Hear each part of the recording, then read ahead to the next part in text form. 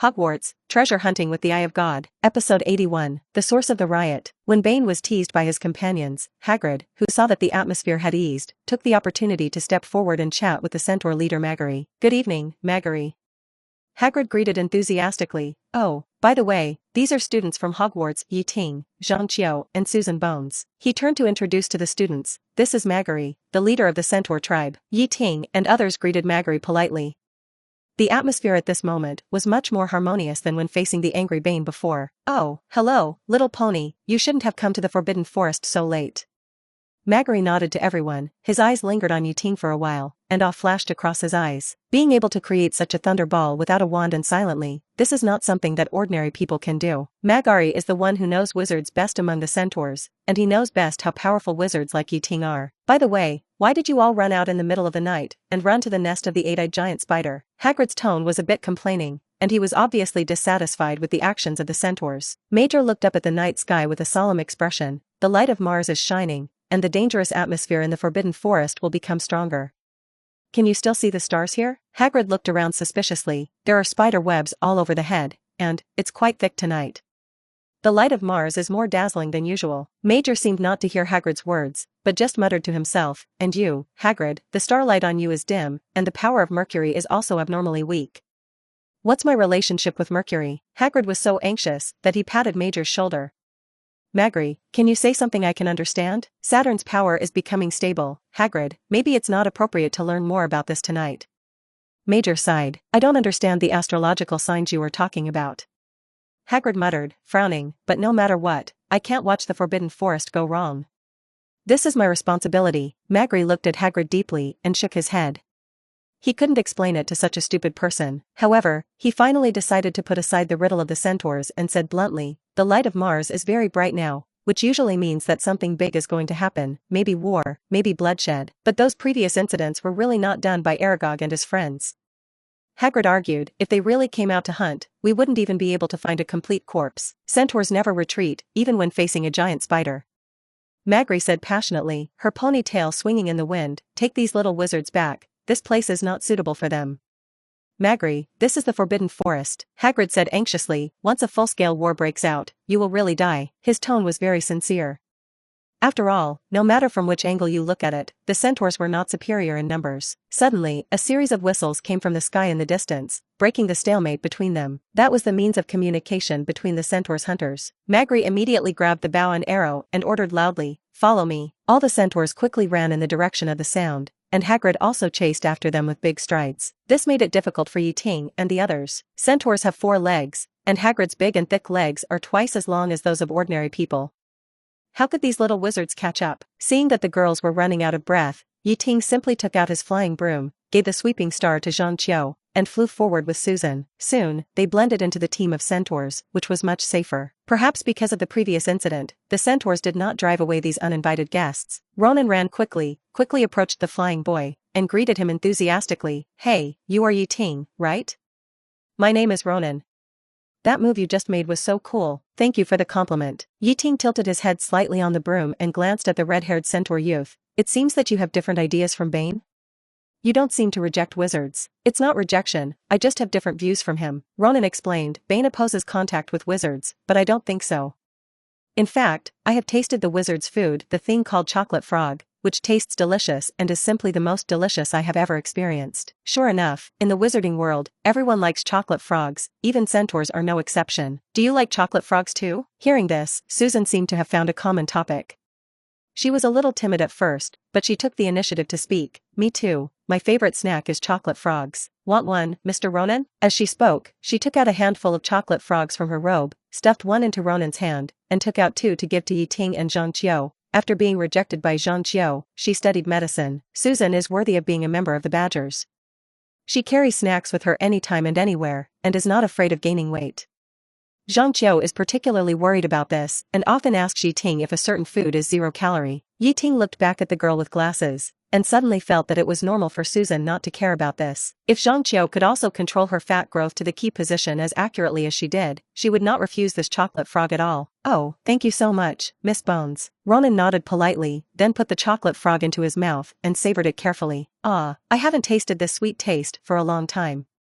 The red centaur's voice revealed a hint of nostalgia and sadness, as if recalling the good old days. Ronan, we will definitely bring you more chocolate frogs next time we come to the Forbidden Forest. Ting rarely met a centaur who was not hostile to wizards, so he naturally wanted to get closer to each other. He even wondered if the business of the Wanyu shop could be developed in the Forbidden Forest. Thank you. Oh, by the way, do you want this card? Ronan noticed that Ting accepted Susan's chocolate frog picture card, so he also handed his own to Ting. Oh, no, you can keep it. Ting noticed the reluctance in Ronan's eyes and politely declined. So, Ronan carefully put the chocolate frog card into his waist pocket. The centaur's tradition rejects wizards' creations, but for some more open centaurs, wizards' exquisite items are precious treasures. With the chocolate frog as a lubricant, Ronan became talkative, and he secretly revealed a secret to Ting. Don't blame Bane, he's been in a bad mood recently. What happened? His fiancée Twilight Sparkle ran away from the marriage. Ronan's tone was a little sad, but his face showed a bit of gloating. Hearing the gossip, even Zhang Qiu came forward. Why did she run away from marriage? She inquired. Why else? She didn't like Bane. But the tribe had already decided to let Twilight Sparkle marry Bane, and the elders said it was Xingqian's instruction. Twilight Sparkle didn't want to run away. Now everyone is looking for her. Ronan explained. Who is that elder? Susan asked the key question. Bane's uncle. Ronan answered. The three of them fell into silence. Feudal arranged marriages are really deadly, even centaurs are not immune. Bane's fiancée ran away, what does it have to do with me? I didn't kidnap her, why is he angry with me? Ting said dissatisfiedly. He said a FIAG for himself. That's true, but you should also understand Bane's feelings. Ronan whispered, he is indeed quite pitiful. Pitiful? Why do I feel that you are gloating? Ting narrowed his eyes and stared at Ronan. Are you in love with his fiancée? Don't talk nonsense. I have a wife. Ronan's face changed slightly, and he turned his head away uncomfortably. Seeing that Ting was still looking at him suspiciously, he whispered, at best, he had a little affection for Twilight Sparkle. Oh. Ting dragged out the tone, looking like he knew it all. Twilight Sparkle is the most beautiful female centaur in our tribe. Ronan couldn't help but explain, which young centaur doesn't like her? Hey, have you found Twilight Sparkle? Zhang Qiu looked up at the whistles in the sky and asked curiously. However, Ronan didn't want to talk about emotional issues anymore. He deliberately avoided answering, staring at the flying broom under Ting, trying to change the subject. Did you learn this flying broom at Hogwarts? It looks interesting. Yeah, do you want to try it? Ting invited enthusiastically. We can ride one for 3 people, and leave one for you. Ronan's eyes flashed with desire. But when he caught a glimpse of Bane staring at him coldly not far away, he immediately dispelled the idea and waved his hand to refuse. Forget it, if Bane finds out that you use wizard's things, you will be punished. No wonder you can't catch up with Twilight Sparkle, it's really home. Ting laughed sarcastically and brought the topic back. Why don't you dare to fight with Bane? Break his 5 legs and see if he dares to be arrogant? Centaurs only have 4 or 6 legs, if you count their hands. Susan pointed out the contradiction in Ting's words in confusion. What's the matter with 5 legs? Zhang Qiu, a sophomore, obviously knew a lot more. He immediately covered his mouth and laughed, and then reminded Susan, ignore this guy, he's too bad. Ronan glanced at Ting and sighed. Are all the little wizards in your Hogwarts as aggressive as you? Or are you the only exception? Of course he is the only one. Zhang Qiu did not hesitate to spoil the show. Ting rolled his eyes helplessly. This little girl, after getting familiar with her, she has become not gentle at all. I just saved you. Ronan curled his lips and reminded, in short, even if you have some skills, you'd better be careful later. Once you find something wrong, fly back to the castle on your broom. There is Professor Dumbledore guarding there. It can be said to be the safest place in the world except for the centaurs. What happened? Ting listened to the increasingly dense whistles in the distance, frowning. Did something happen? Ronan chose to remain silent.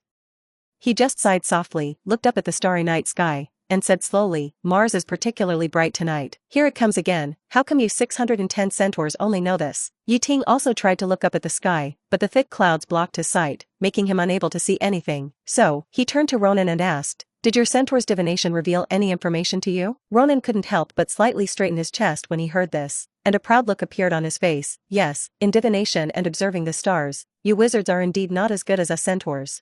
Ting heard this and refuted it pointedly. Since you are so powerful and can predict the future through the stars, why didn't Bane predict in advance that his fiancée would run away from the marriage? Ronan was speechless for a moment, and the pride on his face froze. Just when he wanted to argue a few words, Major suddenly issued an urgent warning. Ting looked up and found that they had come to a deep lake deep in the forest, without knowing when. The bright moonlight poured down on the lake like flowing water, sparkling, and breathtakingly beautiful. However, in this picturesque scene, there was a black stain. A black-robed wizard sitting by the lake was eating. He was eating. Yaya seemed to sense the breath of danger and turned to run away, wanting to run back to Hagrid's little house and hide in the safe fireplace. However, after running a few steps, it felt the rope around its neck tighten suddenly, making it almost unable to breathe. But even Hagrid did not move forward. The scene in front of him shocked him and the centaurs. Quirrell sat quietly by the black lake, looking at the body that once belonged to him with complicated eyes. Now, this body is completely controlled by others, and he can only be like the bystander watched helplessly, but could do nothing. This deep sense of powerlessness made him feel extremely painful and fearful. All this shows that the power of the Dark Lord is increasing little by little. Compared with the previous state of sleeping most of the time, the Dark Lord is now more active and powerful. And all this is the effect of sucking unicorn blood. Unicorn blood has magical power, which can prolong life and heal injuries. However, sucking this pure blood will also pay a heavy price, suffering curses and backlash. After Voldemort left Quirrell's back of the head, he attached himself to an animal and searched for the trace of the unicorn in the Forbidden Forest. After Quirrell, who showed his big bald head, got rid of suspicion a little, the Dark Lord returned to him again and manipulated him to hunt unicorns. Recently, it was him and Voldemort who caused the riot in the Forbidden Forest. Episode 82. Sugar Little Wendy. Quirrell, do you think that the disappearance of a beautiful creature like a unicorn is a tragedy? This sudden question brought Quirrell back to reality from his chaotic thoughts. He was stunned for a moment before realizing that it was the Dark Lord who was talking to him. Quirrell was confused. He didn't know whether the Dark Lord was exploring the philosophical meaning of this question, or simply talking about the concept of tragedy in literature, or was he moved by the scene and felt sad for the passing of the unicorn? As a former professor of Muggle studies, Quirrell knew a lot about Muggle knowledge, but at this moment, he didn't know how to respond to this question. Because his body had been completely controlled, even the ability to speak was taken away. The Dark Lord didn't seem to really expect Quirrell's answer.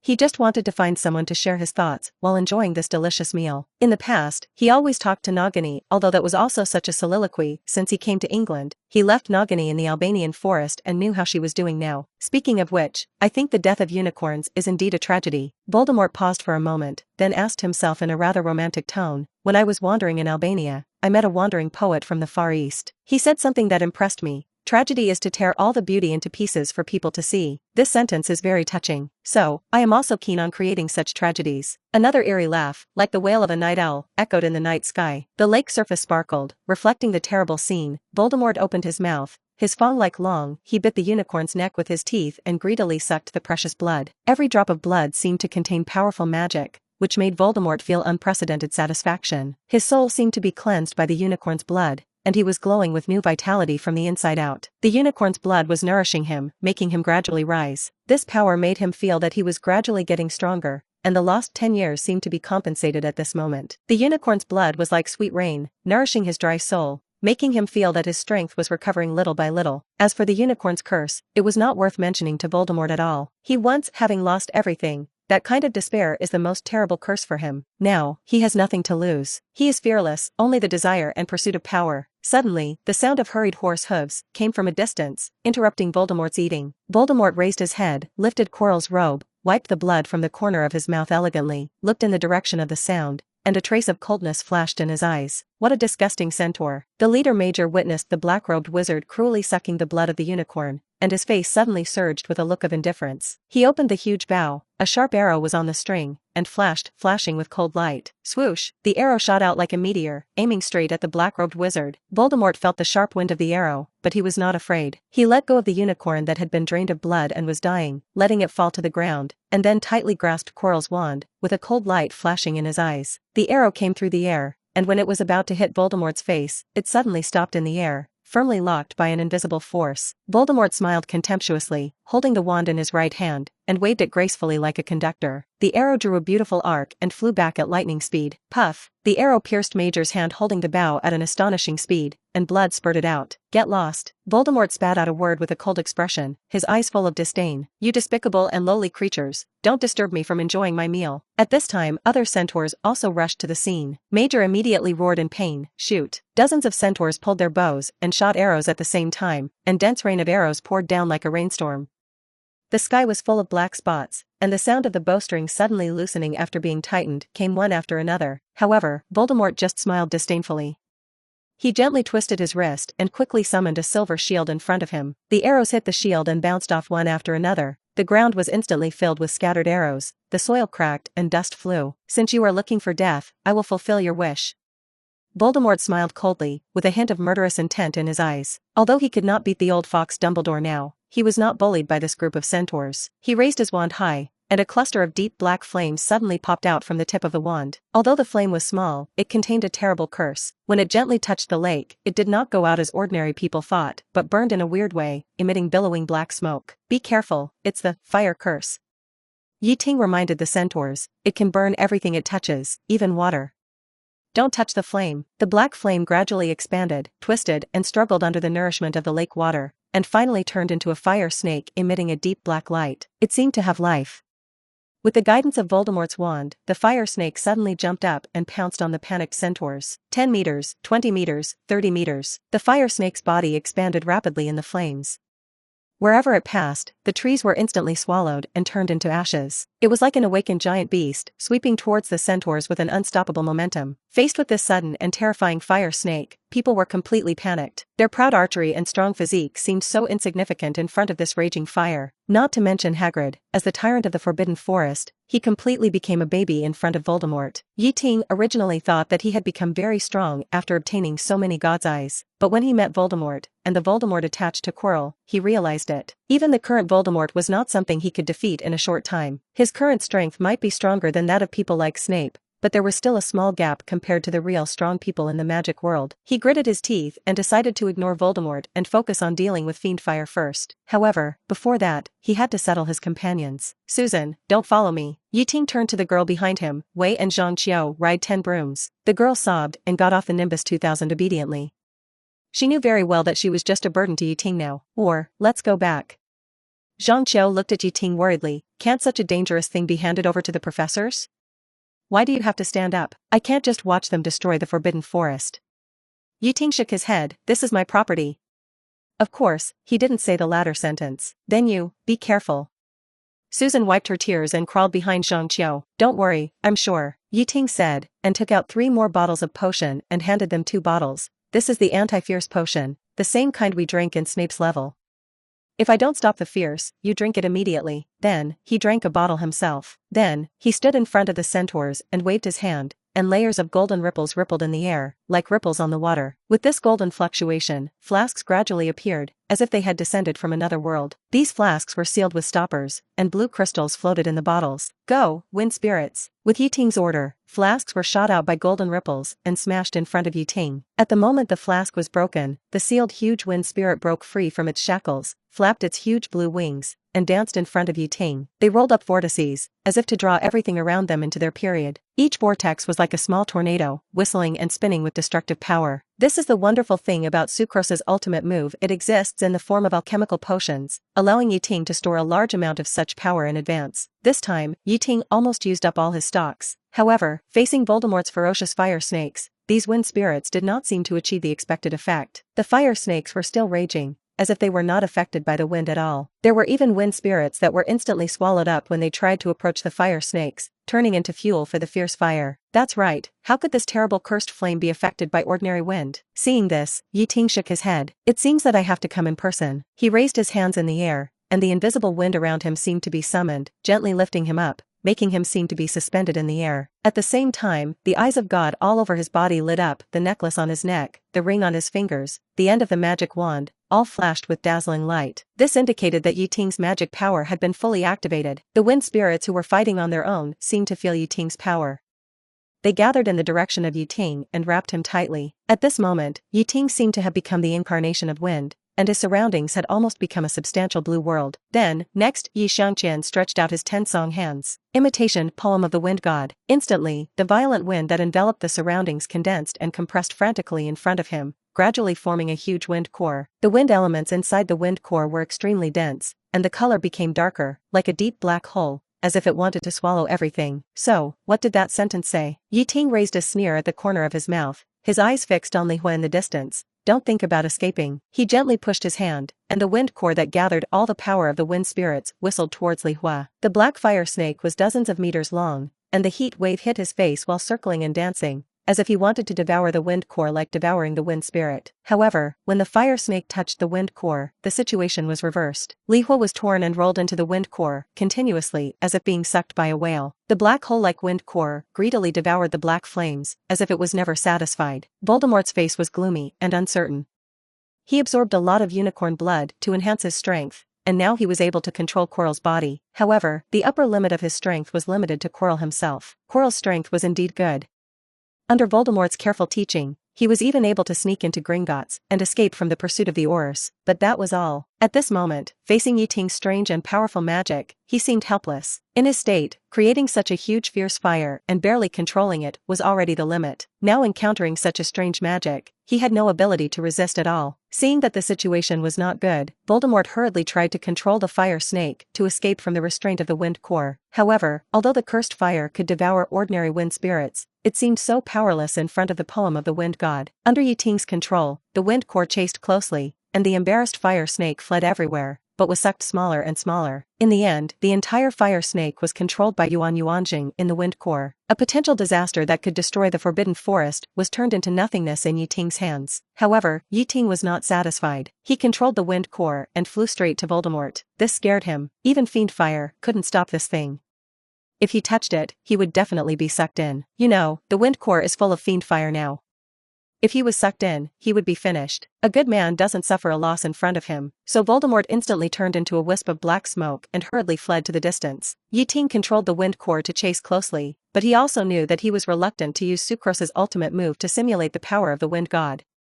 This wind core is extremely unstable and difficult to control from a long distance. In desperation, Yi Zhong had to give up the pursuit. Now, there was another problem troubling him. What should be done with Fiery Flame? He had not yet studied the dark magic, let alone understood the counter-curse of Fiery Flame Curse. He had not foreseen that he would face such trouble so soon. At this moment, he was concentrating on controlling the wind core, and there was no way to distract himself to cast other spells to eliminate Fiery Flame. As time went by, the elemental energy in the wind core was gradually consumed, and it was destined not to last too long. If Fiery Flame was not dealt with before the wind core dissipated, the Forbidden Forest would still burn. Just as Ting looked around, looking for an area to release Fiery Flame with the lowest impact on the surrounding environment, support finally arrived. A strange song suddenly sounded in the sky. The sound seemed to come from another world, ethereal and illusory, but with an inspiring power. With a ball of flames rising, the phoenix appeared, and Dumbledore appeared with the phoenix's long golden tail feathers tightly grasped. Fourth update. Yesterday's update is made up. Since I am not addicted to ZZZ, but working hard to update, please give me some flowers, monthly tickets, and evaluation tickets. Thank you everyone. Episode 83. Treating the Unicorn. Seeing Ting struggling to hold on and the wind core burning with fiend fire,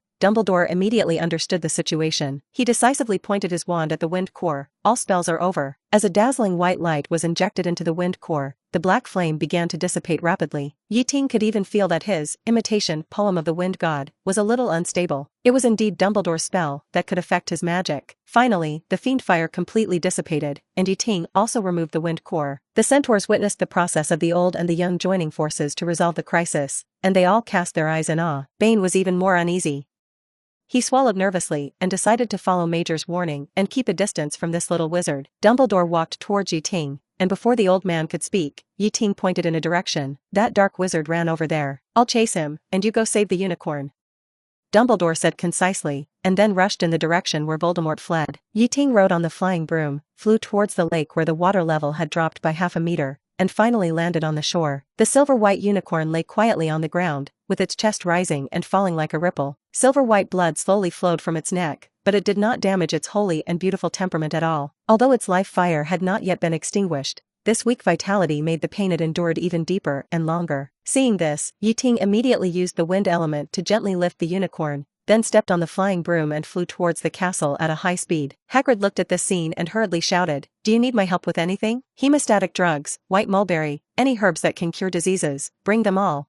Ting's voice floated in the wind, and as his figure gradually faded away, Hagrid could only vaguely hear the boy's instructions. Send it to the principal's office. And in a dormitory in Gryffindor Tower, Hermione sat on a soft bed, with a comfortable pillow behind her, flipping through a thick magic book in her hands. Next to the pillow, several notebooks were neatly stacked, and a clockwork beetle was placed on the notebook. The beetle spread its wings, revealing its glittering abdomen, emitting a soft blue light. The blue light obviously served as an indicator light, but Hermione developed a new function, using it as a desk lamp at night. This blue light is gentle and not dazzling, very suitable for reading at night. The curtains beside the bed were gently drooped, blocking the leaking light to ensure that it would not disturb the sleep of other roommates. Hermione looked up at the alarm clock hanging beside the bed, and the hour hand pointed to 11 o'clock. She gently closed the book, prepared to finish today's study, turned off the lights, and went to bed. There was a history of magic class waiting for her tomorrow morning. There were bursts of whistling sounds outside the window. Hermione was startled by the sudden sound, and she thought a blizzard was coming. So she climbed out of the warm bed, stepped carefully on her furry slippers, and planned to close the window. She walked to the window in her pink nightgown and looked up, only to find that a bright moon was hanging high in the night sky under the dark clouds, and it didn't look like it was going to thunder or snow. A trace of confusion flashed across Hermione's eyes, and then she suddenly widened her eyes and looked into the distance. A black dot flew quickly from the direction of the forbidden forest, so fast that it seemed to tear the night sky apart. The black dot gradually grew larger, and Hermione was surprised to find that it was actually a boy riding a flying broomstick, and there seemed to be a silver-white object floating next to the broomstick. The whistling sound was entirely the sound of breaking through the air, caused by high-speed flight. In the moonlight, Hermione relied on her sharp eyesight to clearly see the boy's iconic black hair and handsome face on the flying broomstick. It was Ting.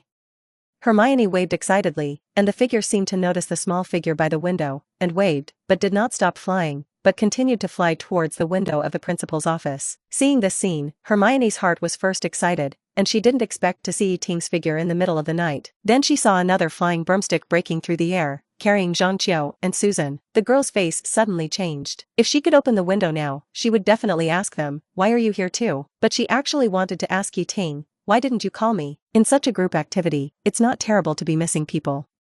Whoever is not called will be embarrassed. After waiting for a while, but they didn't come to find her, Hermione realized that she was completely forgotten. BBFJ, she had no choice but to return to bed in disappointment, closed her eyes, and a sense of inexplicable resentment surged in her heart. She whispered softly, "Expel you. Expel you. Expel you sooner or later." Ting was riding a modified Nimbus 2000, and the speed of the flight was too fast. At that moment, his attention was completely focused on the principal's office, so he didn't see who was waving at all. He planned to ride the broom to explore again when he had time to see which little wizard's dormitory it was. At this moment, he approached the castle wall, and the broom suddenly slowed down.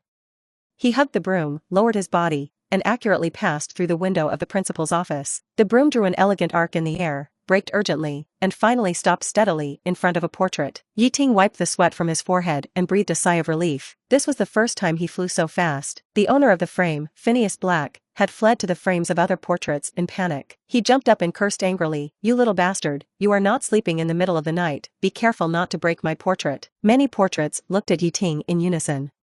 It was the first time they saw a student break into the principal's office through the window instead of the main door. Ting jumped off the broom lightly and apologized sincerely to the portraits. "I'm sorry to disturb your rest, but something happened in the Forbidden Forest." "What happened?" Delis asked curiously. "I saw Professor Dumbledore also hurried out. The Forbidden Forest was attacked." Ting looked solemn. "The situation is quite serious and may affect the safety of Hogwarts and the entire wizarding world." As he spoke, he turned into a table cleaning master and quickly tidied up the table piled with silverware. Then, he gently placed the unicorn on the table and began to carefully examine its injuries. The unicorn's wounds were concentrated on the neck. The wounds were black and swollen, and blood was constantly pouring out of the wounds. The situation was not optimistic. According to Ting's experience, except for the larger tooth holes, the symptoms of the entire wound were more like being bitten by a poisonous snake with blood toxins. Considering that Voldemort has long regarded himself as the heir of Slytherin, perhaps this was done by him controlling some kind of venomous snake. Perhaps he directly possessed a venomous snake. If it is just dealing with toxins, it is not difficult. Whether it is the potion in the Harry Potter world or the alchemy potion in Teyvat, there are many special potions for dealing with toxins. At this time, Zhangqiu and Susan finally rode up on brooms and entered the principal's office in the same way as planned. "Is there anything we can help you with?" Zhangqiu asked as soon as he got off the broom. "Of course, you take this gauze and help me press the wound of the unicorn." Ting handed the gauze to Zhangqiu, and the girl nodded and stepped forward to stop the bleeding of the unicorn. Then, Ting put a bunch of experimental equipment on the table. "Susan, help me prepare a bottle of 0.9% saline. You should know how to prepare it." "Of course. I'll come right away." Although a little flustered, Susan quickly got into the state. The girl had been under Yi Ting's guidance in potion class for a long time, and was very familiar with Yi Ting's strange rhetoric. She waved her wand and cast, clear water like a spring, to make a large cup of clear water, then weighed and stirred it skillfully, and soon completed the task. Yi Ting took the salt water and took out several potion bottles, including antidote and glucose. He dropped a few drops into the salt water, and then snapped his fingers. A test tube on the table instantly turned into a syringe, and Yi Ting filled the syringe with liquid and then injected it into the unicorn's carotid artery. The effect of the antidote was immediate, and soon the influence of the toxin began to subside, and the unicorn's breath gradually stabilized. After an unknown amount of time, with a flash of fire, another figure appeared in the principal's office. It was Dumbledore. Principal Dumbledore. Zhang Qiu and Susan saw him and greeted him hurriedly. Yi Ting was much more casual. He was giving the unicorn an 4 drip at this time. When he saw Dumbledore appear, he asked directly, "How is it, did you catch up?" "Unfortunately, no," Dumbledore sighed. "That dark wizard is really cunning, and he also has dark magic that I have never seen. I'm sorry that I lost him." Yi Ting nodded, which was also within his expectations. Dumbledore appeared about 3 minutes after Voldemort escaped. If he could be caught by Dumbledore, Voldemort would not be able to think about resurrecting, and he would be caught and killed by Dumbledore if he survived. Dumbledore looked at Yi Ting with surprise. "I didn't expect that you are not only talented in magic, but also excellent in potions and medical treatment. I thought you would ask Poppy for help." He could see that the unicorn was in much better condition now. "I can still handle this minor injury and poison, so there's no need to bother Madame Pomfrey." Yi Ting sighed lightly, frowning, but the problem now is that the unicorn is still in critical condition. Some strange black magic has prevented its wound from healing. "This is not my specialty." Dumbledore nodded slightly and said calmly, "It seems that we need to find someone who has in-depth research in the field of black magic." As he spoke, he walked to the fireplace, grabbed a handful of flue powder from a jar on the mantelpiece, and sprinkled it on the jumping flame. The flame suddenly changed color and became more blazing. "Severus!"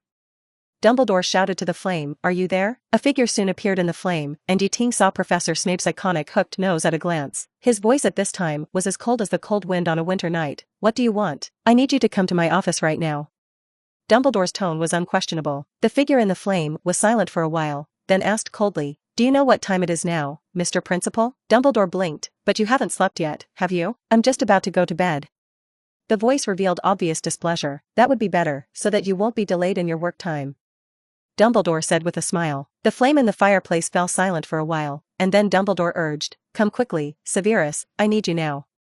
Don't forget to bring your tools and potions. I'll wait for you in the principal's office." The flames calmed down again, and the color gradually returned to normal. Dumbledore turned around and looked at the 3 little wizards in front of him with a soft look. Being looked at by the principal like this, Susan and Zhang Qiu subconsciously straightened their chests. "I won't ask you why you showed up in the Forbidden Forest late at night," Dumbledore said, "but I am proud of you for standing up to protect the Forbidden Forest, and now protecting the precious unicorn. This beautiful creature is our Hogwarts treasure, isn't it?"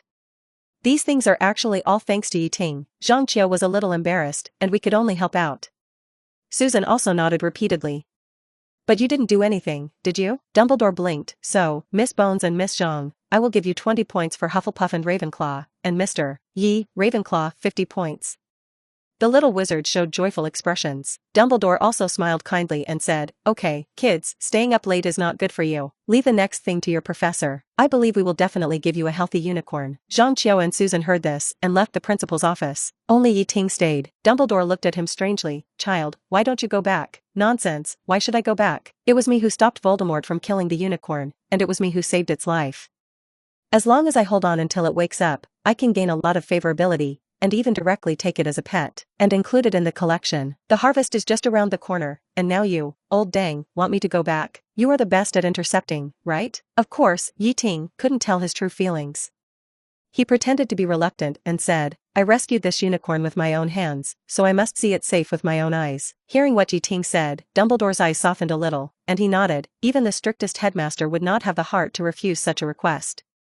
"In this case, I will allow you to take care of the unicorn until it is healthy." With Yi Ting's ability, the first-year courses are basically of no help to him, so Dumbledore doesn't have to worry that this permission will delay Yi Ting. Episode 84, Curing the Curse and Peace in All Four Directions. About 5 minutes later, Professor Snape reluctantly emerged from the fireplace. He looked at Dumbledore with a sullen face, and wanted to complain a few words to let the headmaster know that it was wrong to disturb his private time. But he unexpectedly discovered the existence of Yi Ting. Could it be that this kid was caught for a night out? Snape secretly gloated in his heart. He shrugged his nose, and there was a smell of blood in the air. Turning his head, he saw a white creature lying on the table. Is that a unicorn? Dumbledore, what does this mean? Snape frowned and said unhappily, I do need various magical creatures as materials for potions, but what I lack most is a dragon, not this unicorn. Professor Snape, you misunderstood. Dumbledore explained, this unicorn is not prepared for you. It is injured, and the wound is attached to the black magic, and Ting is helpless. I think this should be your area of expertise, so please come and take a look. Snape's mouth curled up into a sneer. Dumbledore's research in the field of dark magic is deeper than anyone else. Why don't we look for him for such a group? He glanced at Ting, took a look, and cursed in his heart. This old fox, in order to prevent his students from knowing that he is proficient in black magic, he pushed all this dirty work to me? He snorted coldly and casually checked the unicorn's wound. He wanted to find an excuse to shirk, but as he observed more deeply, his face gradually became solemn. Finally, he looked directly into Dumbledore's eyes and asked in a low voice, who did this? Even if the Wolf King of the Wolf Pack disappeared without a trace, once an ordinary male wolf smelled the unique smell of urine on the tree, it would immediately recognize that it was the breath of Wolf Ugly. At this moment, Snape was like that sharp male wolf. He smelled the familiar smell of urine of his former boss, the Dark Lord, in the traces of black magic. That cold and evil breath was familiar to him. In the depths of the Forbidden Forest, a wizard attacked this unicorn and tried to suck its blood. Dumbledore was reluctant to say more. He looked calm and urged calmly, Severus, cast your healing magic quickly. I will explain the rest to you in detail later. Snape's lips trembled slightly, as if he wanted to say something. However, he chose to remain silent after all, holding the wand tightly, aiming at the unicorn's deep wound. He whispered a series of complex spells, then hurried back to his office, retrieved a bottle of golden mysterious liquid, and carefully poured it into the unicorn's mouth. The dark magic should be completely eliminated soon. If it relapses, give it another drop. Snape put the potion bottle on the table. Seeing Ting put away the bottle, Snape's eyes turned to him involuntarily. He pursed his lips, his voice was a bit inquiring. I'm curious, Ting, why are you here in the middle of the night? I'm here to heal this unicorn, Professor Snape. Ting answered evasively, it was already seriously injured and poisoned before it was cursed.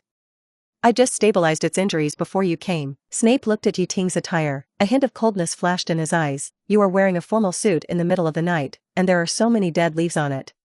Did you just come back from the Forbidden Forest? Principal, how should we deal with students who break into the Forbidden Forest in the middle of the night according to school rules?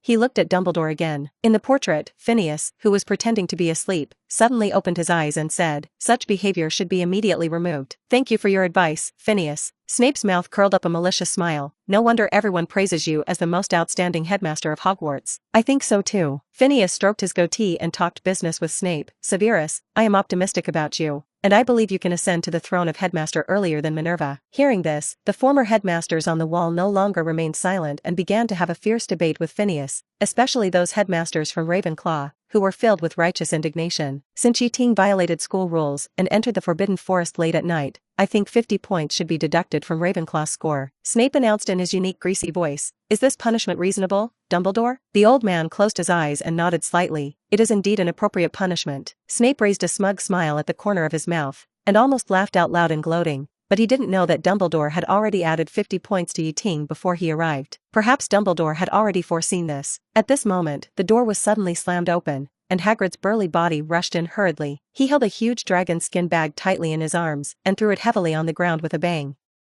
Am I not late, Professor Dumbledore? Hagrid asked anxiously, and Ting, these are the herbs you wanted. How is the unicorn? The mouth of the dragon skin bag was tightly wrapped with the soft long hair of the unicorn. Ting carefully untied it and then opened the bag. White fresh, two-eared grass, clawhop, all kinds of precious herbs filled a large bag as if they were free, which was amazing. He was a little shocked.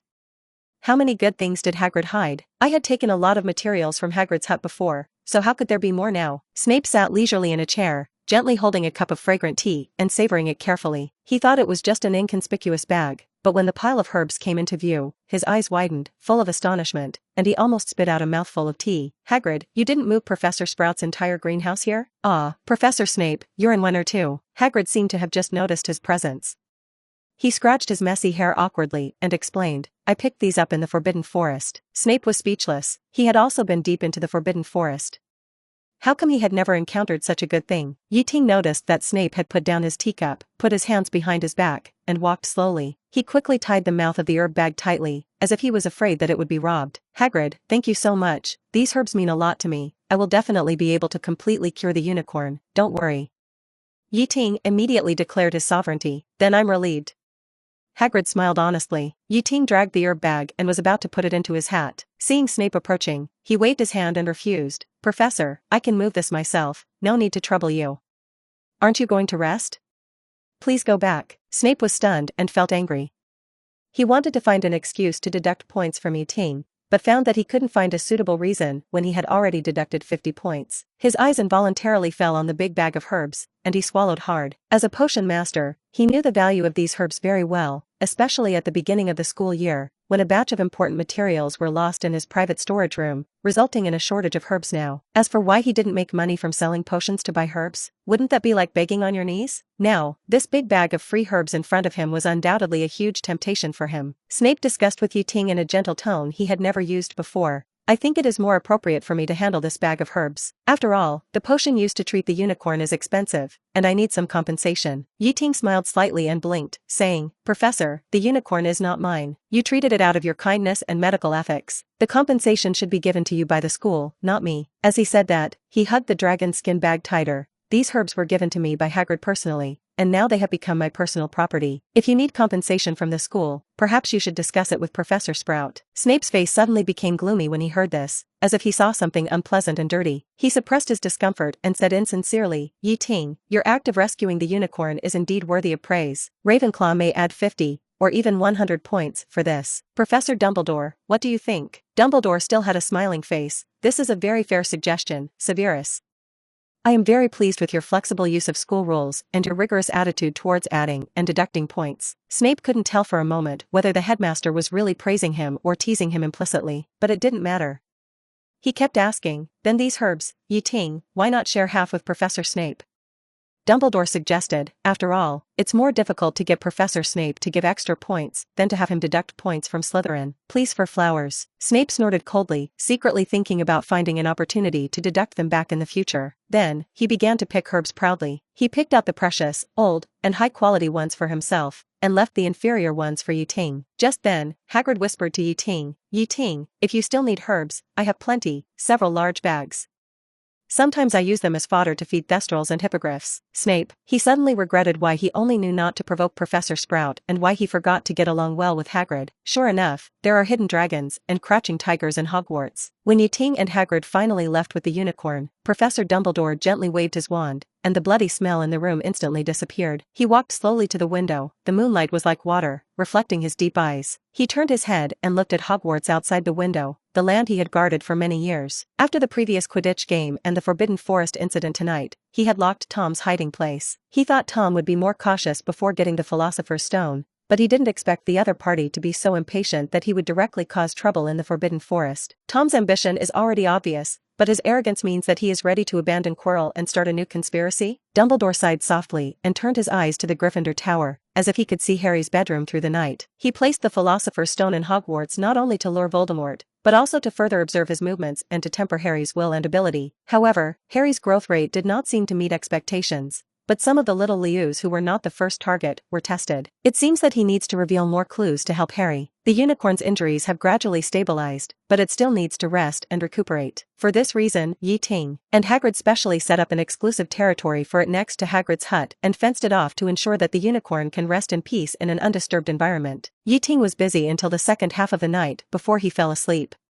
As soon as it was dawn, he rushed to Hagrid's hut to visit the unicorn. The seriously injured unicorn had just woken up from a coma and was very weak. This is actually a half-grown unicorn, which has just left its infancy, but has not fully grown up, so it still has some golden hair that only young unicorns have. However, due to the injury and inability to take care of it, its hair is dirty and even tangled in some places. But when Ting approached, the weak unicorn still took the initiative to raise its head and approached Ting to be intimate. Didn't it say that unicorns only get close to virgins? Perhaps Ting's breath was affected by the eye of God and became different? Or perhaps, although the unicorn was in a coma last night, it could still vaguely sense the breath of its savior? But no matter what, the unicorn's closeness made Ting very happy, and it also facilitated his work of changing the dressing. Originally, he was ready to ask Jean Chio or Susan for help. When changing the dressing, Ting could see that the unicorn's wound had basically healed under the effect of magic and potions. The weakness now is just because of excessive blood loss, which is not so easy to recover. However, Ting also has a solution for this. Come on, little guy, you should like this. Ting took out a plate of Ate treasure rice from today's feather hat. To be precise, it is peace in all directions. Cooked with a variety of pure vegetarian ingredients such as rice, lotus pods, raspberries, carrots, etc., the sweet food is beautifully arranged on the sweet glutinous rice, implying prosperity and peace in the world. This is a dish from the world of Teyvat. Ting had collected a lot of miscellaneous things in the room of requirement before, and this recipe was included in the reward given by the system. Although it cannot directly heal injuries like magic potions, these Teyvat dishes do have the ability to restore vitality. Ting actually has a lot of recipes that can restore blood, and peace in all directions is specially selected by him. After all, different animals have different tastes. Ting can't feed the vegetarian unicorn with sweet flour stuffed chicken. Ting didn't know whether the unicorns would like peace in all directions, but he knew that the Qilin in Teyvat liked to eat this stuff. Episode 85, Hermione is upset.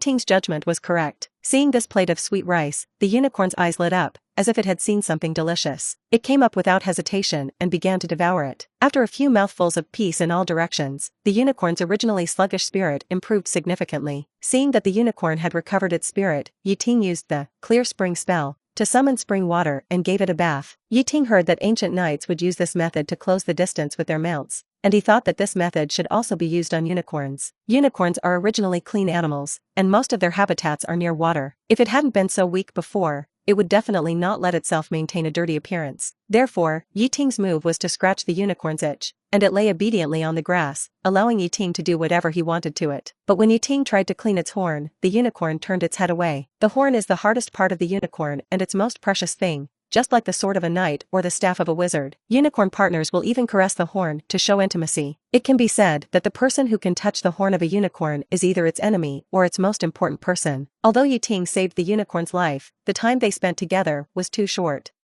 If they want to touch the horn, it will obviously take time to cultivate feelings. All we can say is that there is a long way to go. When the day comes that Ting can touch its horn as he pleases, it means that he has completely conquered this unicorn and can turn it into a pet and collection. This early morning, Ting spent a lot of time cooking and taking care of the unicorn. He was undoubtedly late for the history of magic in the morning. Levin Green, you are late. Professor Binns' voice was cold, 2 points deducted from Slytherin. Professor Binns had completely recognized the wrong person, but this was a common occurrence for him. Ting heard this and immediately became excited. Professor Binns, I'm really sorry to have kept you waiting for so long.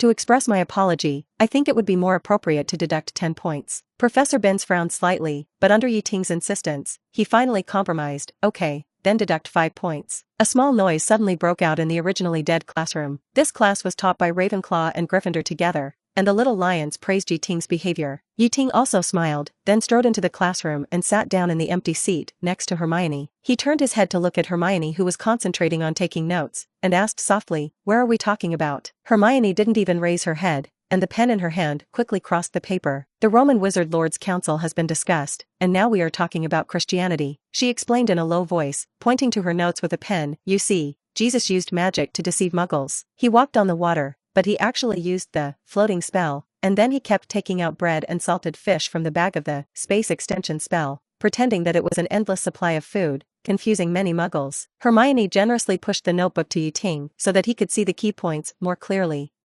She also made a striking mark with a colored pen next to the spell used by Jesus. This was obviously a must-test point for the final exam. Professor Binns continued to narrate in his unique monotonous tone. At the beginning of the establishment of the Roman Wizard Lords Conference, wizards set rules that prohibited the use of the identity of gods to deceive muggles.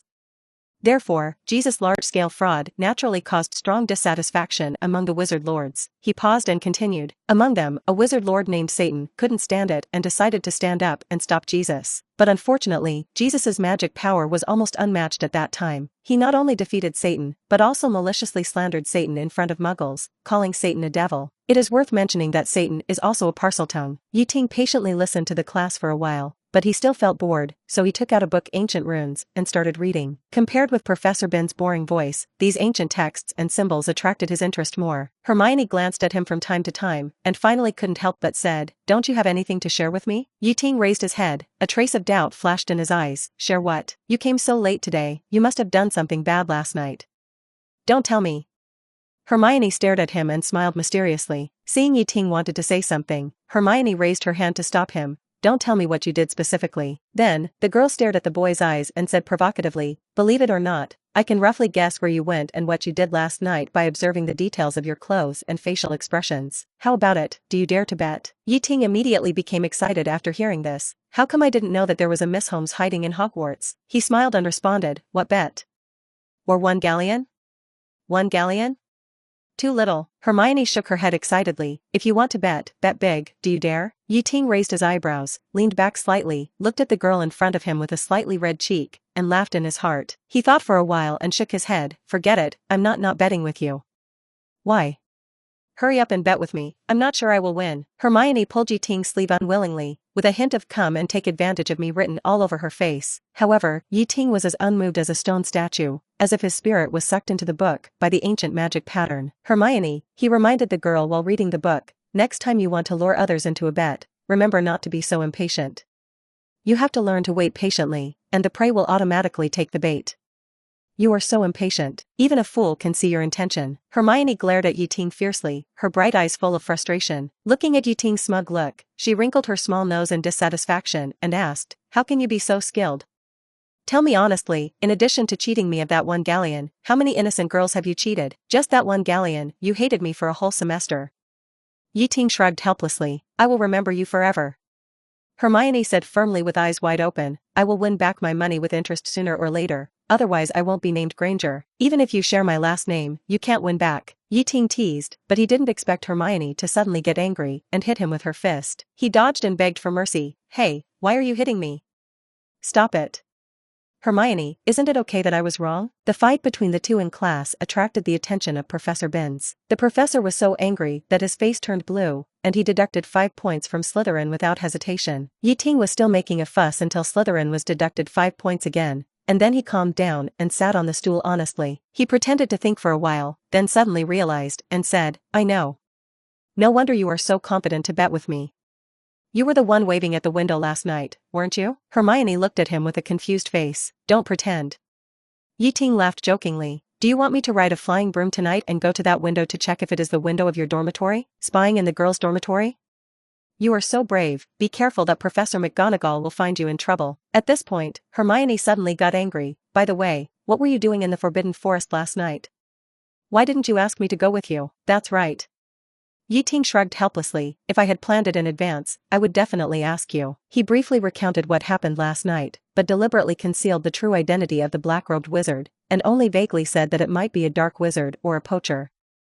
Is the Forbidden Forest really that dangerous? Hermione glanced at Ting in dissatisfaction. Then why do you still take the risk? How would I know? I'm just curious. Ting smiled easily, trying to ease the tense atmosphere. How is the injured unicorn? Hermione's curiosity was aroused. It's out of danger and is currently receiving treatment. Ting replied, I can take you to see it when it recovers. Great, it's a unicorn. Hermione jumped up excitedly, and the feather pen in her hand also danced with it.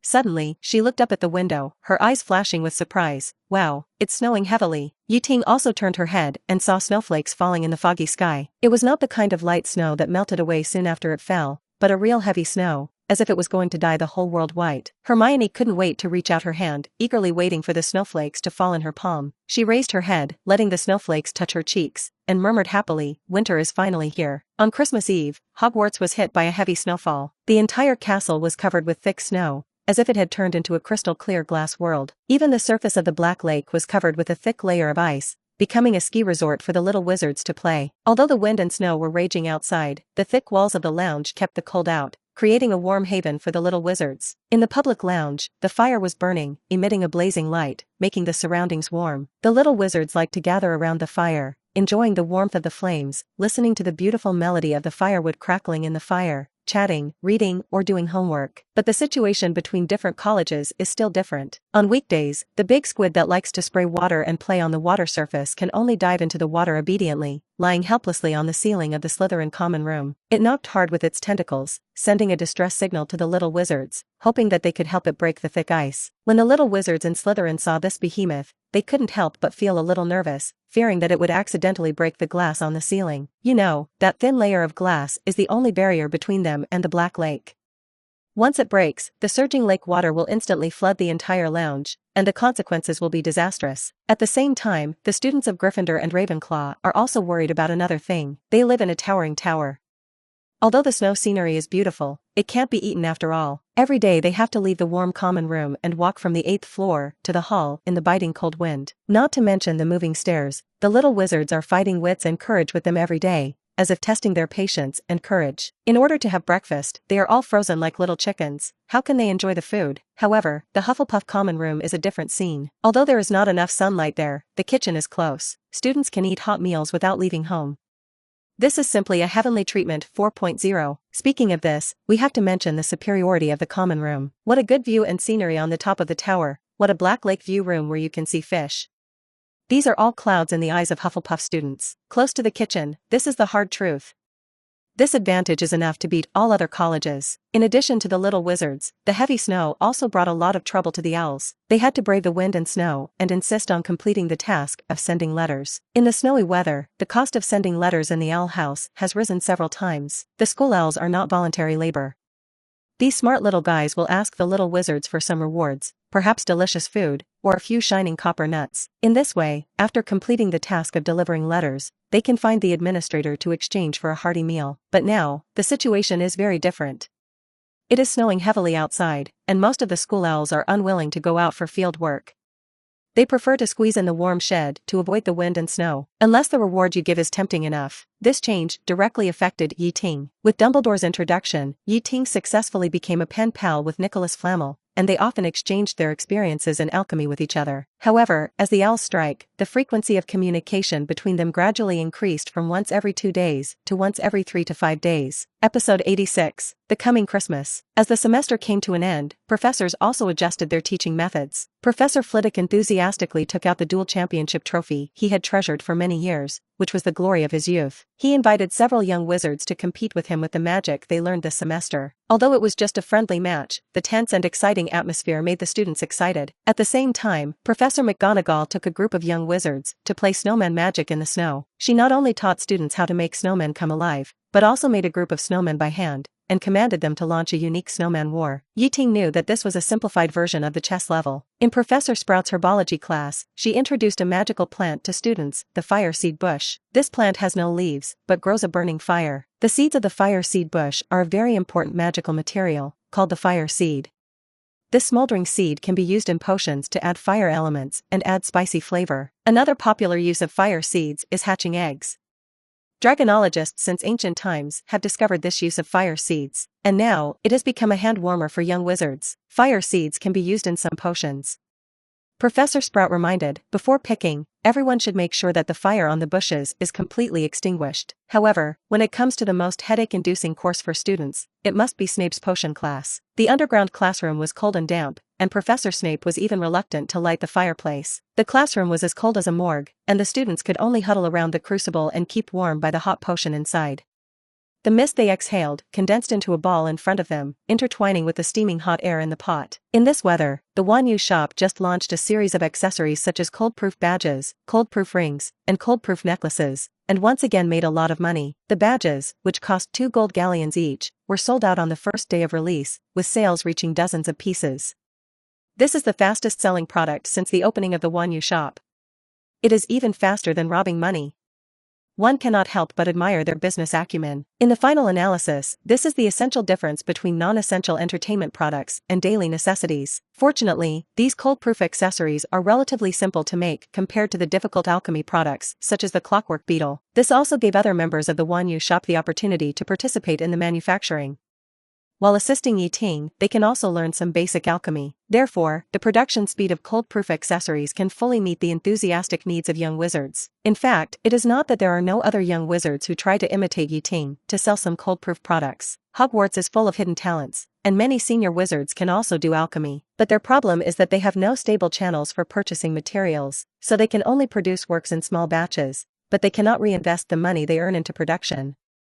It is a complete one-off business. In addition to technology, a stable source of raw materials is the core competitive advantage of Wanyu shop. During this period, Ting also made a cold-proof ornament for the unicorn and put it on the little guy's neck. The days are getting closer and closer to Christmas. On the last day before the holiday, Ting and Susan finished the potion class and walked out of the dark underground classroom. In the corridor ahead, a towering fir tree stood, covering the road tightly. The two huge feet that emerged from the bottom of the tree, accompanied by heavy breathing, made it obvious who was behind the tree. Of course it was Hagrid. "Hagrid, do you need help?" Susan asked curiously, poking her head through the dense branches. "No, I've got it all done." Hagrid responded in a deep voice, "Let's go to the restaurant." Entering the hall, a gorgeous and beautiful scene came into view. The solid wood chairs and silk curtains were brand new, and the white walls were hung with hanging flower ribbons woven from holly and mistletoe, adding a festive touch to the entire space. The towering Christmas trees stood neatly, with a total of 11 trees, some of which were decorated with crystal-clear icicles, and some were lit with hundreds of candles, shining brightly. On the transparent magic ceiling, the gray sky outside was looming. Snowflakes fell like catkins, as if the ceiling had really disappeared, making people feel like they were in a real snow scene. Ting was curious, and stretched out his hand to try to catch the falling snowflakes. Unexpectedly, the snowflakes actually fell into his palms, and the cold feeling was no different from real snowflakes. At this moment, it seemed that snow was really falling in the Great Hall of Hogwarts. "Ah, Hagrid, you are finally here. Is this the last tree? Hurry, put it in the corner over there and align it with the one opposite." Professor Flitwick's sharp voice sounded, and Ting realized that his college professor was standing next to Hagrid's calf. As he spoke, he sprayed a string of golden bubbles with his wand, which lightly hung on the branches of the fir tree like festive lanterns. At the same time, Professor McGonagall was concentrating on transforming buckets of milky white liquid into magical snowflakes, which fluttered down the branches of the Christmas tree. Ting finally knew where the snow in the hall came from. He secretly stretched out a finger, dipped it lightly in the bucket while Professor McGonagall was not paying attention, and then tasted it carefully. Well, it turned out to be milk. The snowflakes of milk were falling in the sky, creating a fairy tale atmosphere. Ting unexpectedly discovered that the Christmas atmosphere at Hogwarts was even stronger than the atmosphere during the Chinese New Year in his previous life. He recalled the time before he traveled through time, when fireworks and firecrackers were completely banned in big cities, and even related shops were banned, and the Chinese New Year had long lost its former flavor. But here, the festive atmosphere is so strong that people are intoxicated. However, at the same time, a confusion came to his mind. Why do these wizards celebrate Christmas? The previous magic history class also said that in the wizard's cognition, the gods in Muggle mythology, including Jesus, are actually just ancient wizards. So why do they commemorate an ancient wizard? This question lingered in Ting's heart, and he was at a loss. It was exactly noon.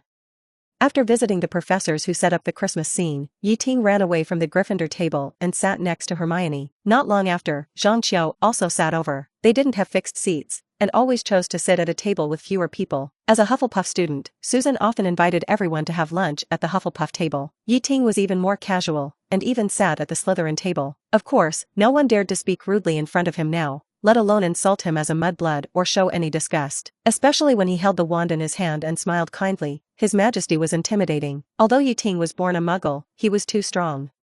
He made a great reputation in Slytherin in the first week of school. Boys didn't dare to provoke him and girls didn't want to provoke him. After all, it is 9119, and Voldemort's shadow has dissipated for 11 years. That extreme pure-blood theory has long been abandoned by the times, at least on the surface. No one dares to publicize it. Moreover, there are also mixed-blood wizards in Slytherin College. At this time, the twins are studying their homework at the long table of Gryffindor. Obviously, the Christmas holiday is coming, but the professors don't seem to take this into consideration, or rather, take this into consideration on purpose and assign a lot of homework to the students. Is it possible for people to have a good Christmas holiday? Looking at the homework that filled 8 inches of parchment with questions alone, George threw the quill in his hand on the table in anger. Hermione snorted in dissatisfaction and mocked, "Come on, you should do your homework honestly.